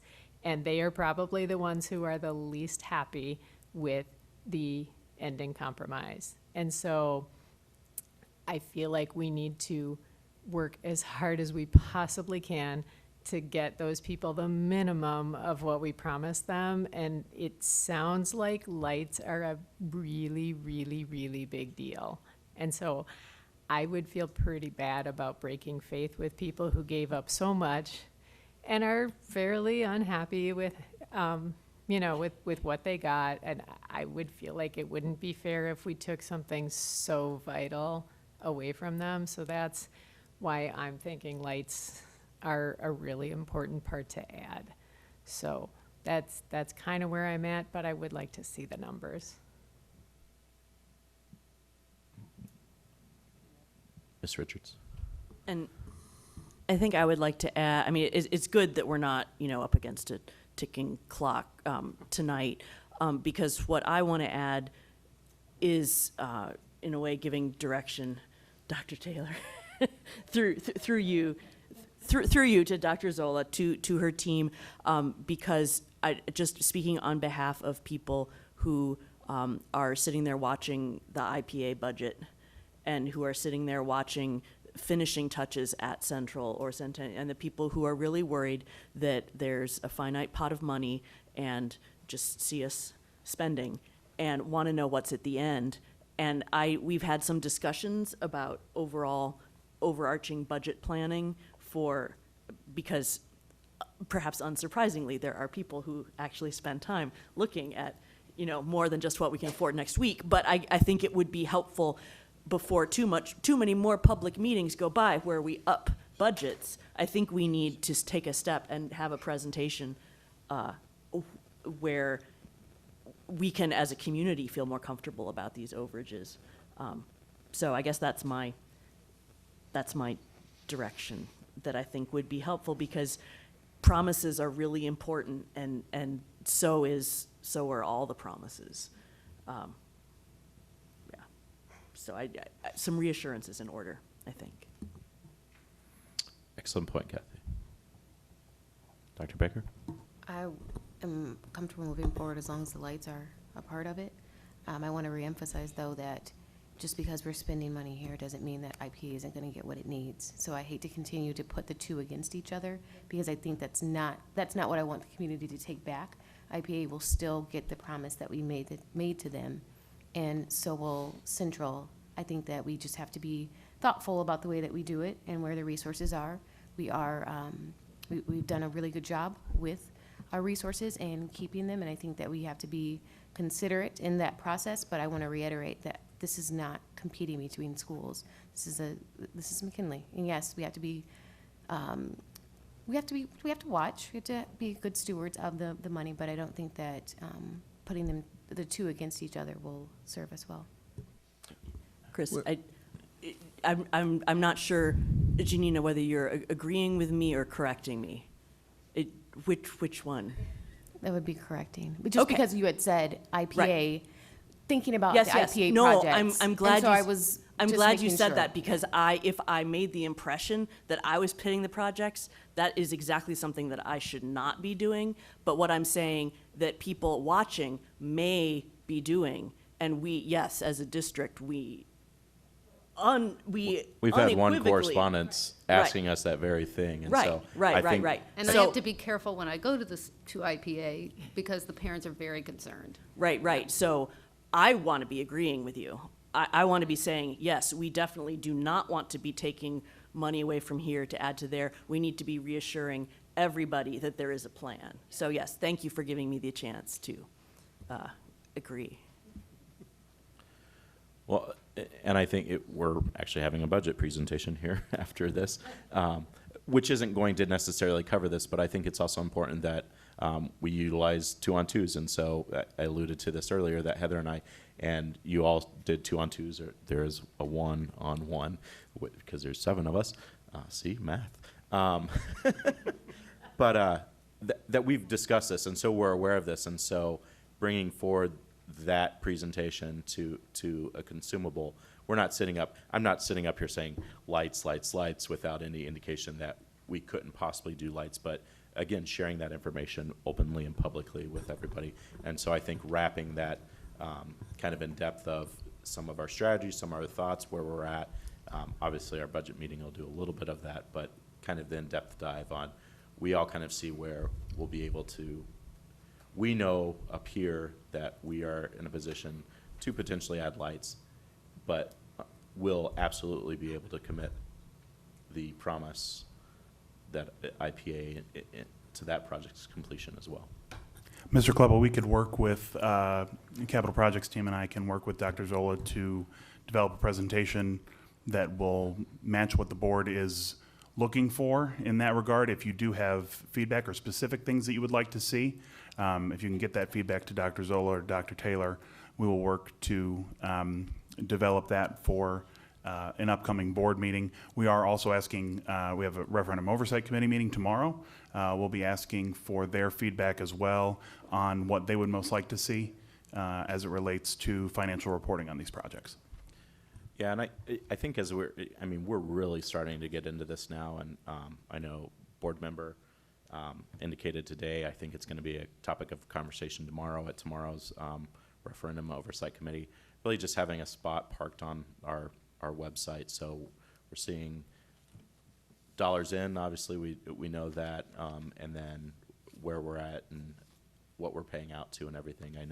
I did see some MAFB goals. I don't think we're quite there yet on a demolition project that looked promising, but sharing that and having that all accessible, where all of our numbers and the money with this project, I mean, we're always spending the taxpayers' dollars, but I know this is something that's being watched, and having that, putting it out there. So, all right. So we'll put this on, let's table this for 2 weeks for the 24th. I do want to hear, I think we've heard everybody on this side, maybe on the lights issue. Can we get this side of the table on the light? So I'm feeling we have 4 that want lights. I'm not saying you don't want lights, but just wanting to give you an opportunity to weigh in on the lights. I want lights and Okay. a turf field, Okay. and I'm very confident that's what I want. For me, lights are necessary. It's more of a safety issue than aesthetic. If we're developing this site to handle these type of sports, then lights, there's no way. I mean, the scope doesn't justify the need if there aren't any lights. That's an excellent point. Mr., did you weigh? Oh, just, Yes, I know what you said now. Yes, Yeah. I remember. yeah, Yep. so just, I want it in the context of, here's why yeah. Yeah. And I think Janina said that there's 7 of us, and I think we all agree with each other, and we all have voiced something a little different on the angle that we're coming at on this, but I think we all appreciate and see each other's angles on this. So to everybody get a chance to weigh in on that. So bring back with lights. Let's have the turf conversation, because that was kind of what it was weighing up again. Again, I think most of us are a turf and lights. That's important. So, but bringing back those numbers. So. Yeah, it was just one other note. It should be pointed out that we went through the entire estimate. This is not a fat estimate by any means. At any point throughout the whole project, we've looked at everything right now. So there's not like there's a lot of movement within the numbers that we have. I just wanted to point that out, that we have sandbagged the lighting money somewhere else. That's just not the case. No, and I understand and appreciate that, and I fully expect you to come back with a number that's about $400,000 above what we just saw. But let's just bring that back and weigh that on the 24th. That you're quite certain that we have time to do that. Mhm. Okay, excellent. Okay. Thank you, gentlemen. Thank you. Mr. Ressler. All right. Dr. Baker has one question. Does Centennial, I can't remember, does Centennial have a game film room as well? I could see issues. It doesn't even matter. I believe they use the lecture hall when they need to do that. Okay, okay. That they could use it, okay.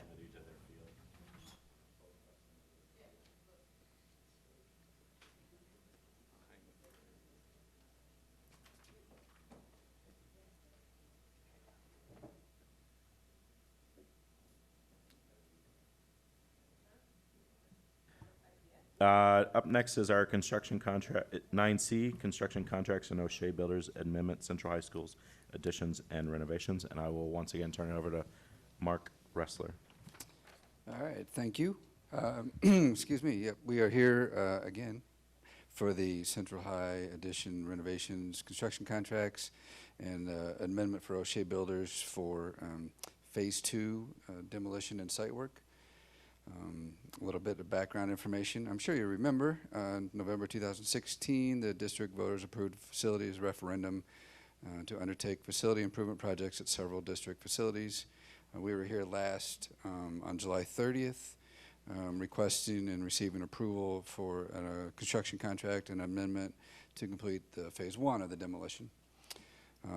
We took bids for Phase 2 demolition on August 23rd. And the properties included are 615 and 619 West Church and 206 North New. We are here now to present the construction contracts amount and amendment amount for review and approval. Considering all the other budget discussions tonight, there's a little bit of good news here, is that we're, this phase of the project anyway is about $100,000 under what we had estimated. So we've had several go the other way. I wanted to make sure we pointed one out that went the better way for us. So Chris also alluded briefly to the MAFB goals. We did, again, we had some success on this. The apparent low bidder, Brandenburg Industrial Services, had a 14% MBE and a 6% WBE participation for their contract. Construction for these package will commence after the execution of the agreements and will continue into February of 2019. This will continue to allow for the site to be cleared and prepped for the addition due to start next spring for the new gymnasium at Central. So we have a guaranteed maximum price from the bid results and from O'Shea for their amendment of $781,105. All right, thank you, Mark. So at this time, I would entertain a motion to approve the construction contracts for Central High School, the amendments for the guaranteed maximum price of $781,105. So moved. I'll second it. Shannon Kleppel, questions? Tammy, please call roll. Yes. Yes. Yes. Yes. Yes. Yes. Yes.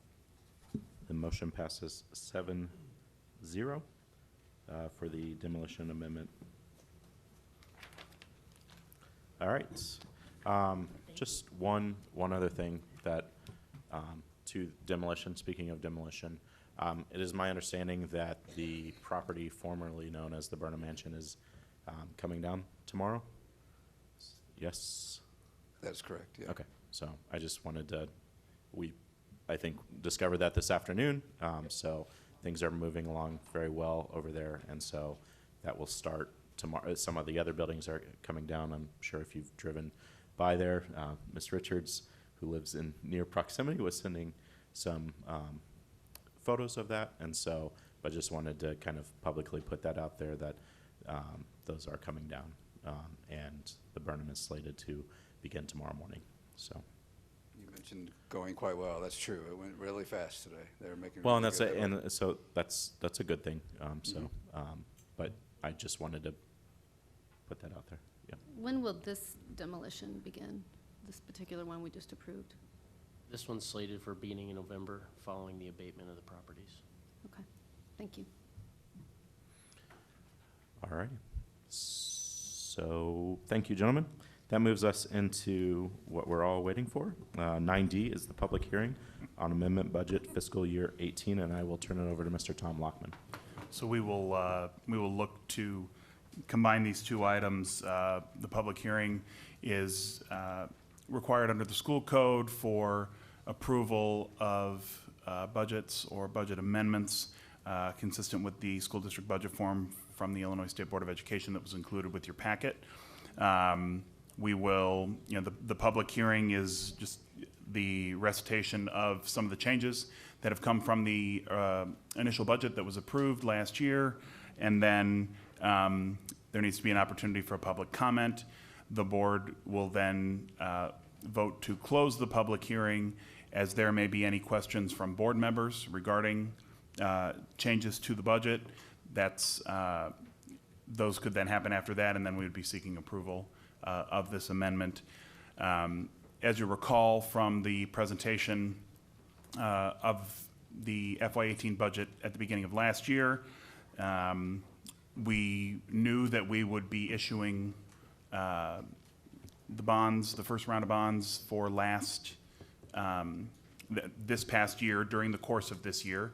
At the time the budget was approved, we did not know exactly what that amount would be, and so we knew we would be coming back to amend the budget. Now that we are, further through that and can articulate both on the revenue side as well as on the expenditure side what it is that those changes have been.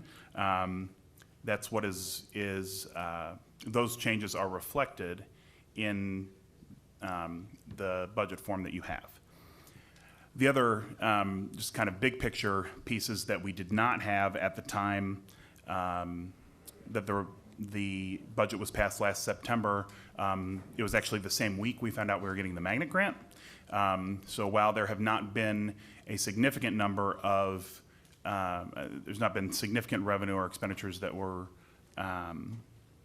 in terms of the entire grant, that were received in the last in FY18. That is something that now will be, it's something that has been added and of course will continue to increase for the life of the 5-year life of the magnet grant. The other thing that you may notice is as we look at, in addition to the bond proceeds being added to the revenue columns, there are also significant increases in property tax revenues received because that resolution was passed, and we did receive approximately half of our 2017 taxes, which are payable in 2018. We receive typically 53% of them in FY18, and 48% of them in FY19. But we also did not have a payment to make until July 1.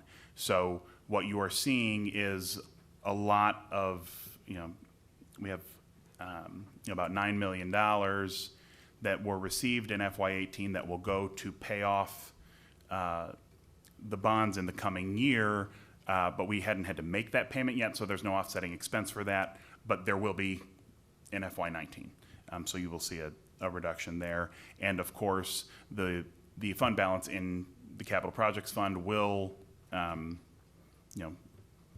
fund balance will decrease substantially each year for the next few years as we complete more work on the projects. To this point, we'll be sharing more information, more specific information with the Referendum Oversight Committee, and I believe that presentation was provided to the board in terms of where we are with current spending. We're also looking at if we need to present, where we are with current commitments and how that relates to what has actually been spent. We'll be talking through that more, and I think based on the suggestion that we look at an additional presentation relative to these finances specifically, we can look to do that as we move forward.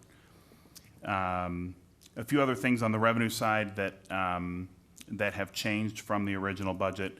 The biggest things being interest on investments, ultimately far outpaced what we had originally projected. Certainly the interest on the bond proceeds that were deposited, but even in the other existing funds as those rates have gone up. We also received more in the sales tax revenue, the 1% sales tax revenue than we typically had, and so those are dollars that go into the separate capital projects fund that has been dedicated for other capital improvement projects across the district. Expenses, major difference in expenses. There's some related to summer school that were just a little bit different, that got paid within that time frame than had in the past. We were making sure that we got a lot more of the summer school work paid prior to June 30th than we have in the past, because if it's work done then, we want to make sure that we're paying it then so that all the reporting matches up. There also were some additional expenses that we see in the health services function for this year. That's primarily nursing staffing because of some of the changes that we've incorporated into the nursing staffing as they are now members of CESP. And then, of course, the capital projects staffing and expenses, and those are things that, again, that we will continue to see that fund balance drop as we spend the dollars. Thank you, Tommy. Do I need to open? I need to open up. We can say that the public hearing is open. You will just need to vote to close it. Okay, so at this time, the public hearing is open for the amendment to the budget fiscal year 18. Emily, Lindsay, any communication you want to make? No? All right, so at this time, I would entertain a motion to close the public hearing for the amended budget. So moved. Shannon Armstrong, questions? Tammy, please call roll. Ms. Shannon? Yes. Ms. Armstrong? Yes. Dr. Baker? Yes. Mr. Brown? Yes. Mr. Kloppel? Yes. Ms. Richards? Yes. Ms. Vasquez? Yes. The time is 8:54, and the public hearing is closed to a 7-0 vote. So I would then go to agenda item 9E, approval of amended budget fiscal year 18. At this time, I would entertain a motion to approve the amended budget for So fiscal moved. year 18. Sorry. Second. Shannon Armstrong, questions? Tammy, please call roll. Ms. Shannon? Yes. Ms. Armstrong? Yes. Dr. Baker? Yes. Mr. Brown? Yes. Mr. Klöppel? Yes. Ms. Richards? Yes. Ms. Vasquez? Yes. Motion to approve the amended budget for fiscal year 18 passes 7-0. That brings us to agenda item 10, our consent agenda. I will read through these, provide opportunity for questions, ask for a motion to approve, and then we'll approve. 10A is the motion to approve. 10B is approval of Lead for Life Middle School program. I did have a question for this, on this. It was mentioned in the report that there would be an evaluation on that program. Is there an expected date that would take place? Or by, I should say.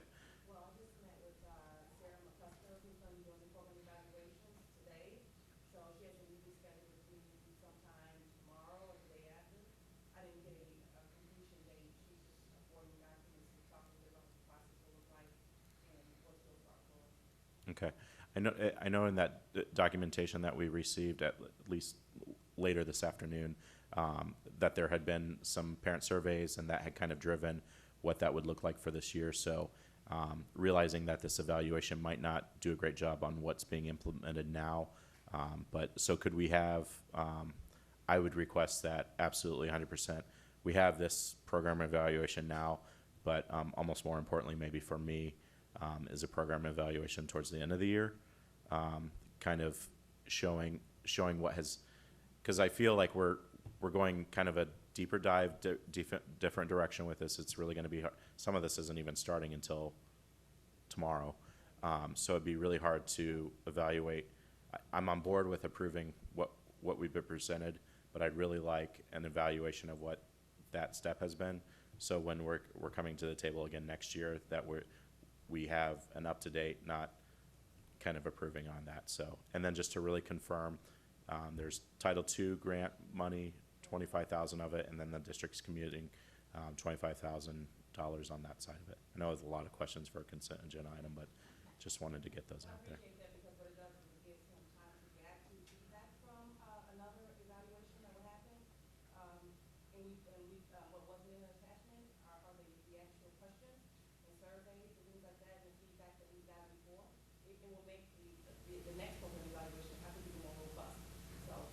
Okay, and then maybe just a summary of I don't need to see every single, but maybe providing a summary of what you kind of alluded that you had in envelope document for the board in a Friday update. That would be fantastic. I'm comfortable approving this within the consent with that kind of understanding, I guess. So, any other questions on that particular item? I know there were a couple. Okay. 10C is human resource changes, standards for our first meeting or any meeting. Bills and treasurer's report, we have to pay the bills. 10E is minutes of August 13th, 2018 and August 27th, 2018. A rather short consent agenda this evening. So at this time, I would entertain a motion to approve the consent agenda. So moved. I'm going to give it to Second.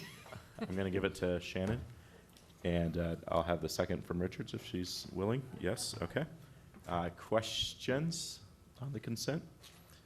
Seeing as there are none, Tammy, could you please call roll? Ms. Shannon? Yes. Ms. Richards? Yes. Ms. Armstrong? Yes. Dr. Baker? Yes. Mr. Brown? Yes. Mr. Klöppel? Yes. Ms. Vasquez? Yes. Motion passes 7-0, the consent agenda does. Whom do we affect, whom do we tell? A lot of information out there, referendum oversight committee meeting, several meetings coming up, several open houses here in the month of September. Get out to see your high school, local high school, and middle schools. All right, future meetings, special board meeting September 24th, 2018, and a regular board meeting October 9th, 2018. We have no need to move into exec session, therefore we are still in open session. Moving along to agenda item 15, an adjournment. Mr. Kleppel, just real briefly, a reminder, the October 9th meeting is a Tuesday Thank you. evening. And I actually need each board member to sign 3 copies of the amended budget before you go. Perfectly. Can Thank you you. give those to Ms. Vasquez right now? At this time, I would entertain a motion to adjourn. So moved. Shannon, Armstrong, all in favor say aye. Aye. The ayes have it, 7-0. This meeting is adjourned. Heather, I was We all have to like sign 30 and seconds recap.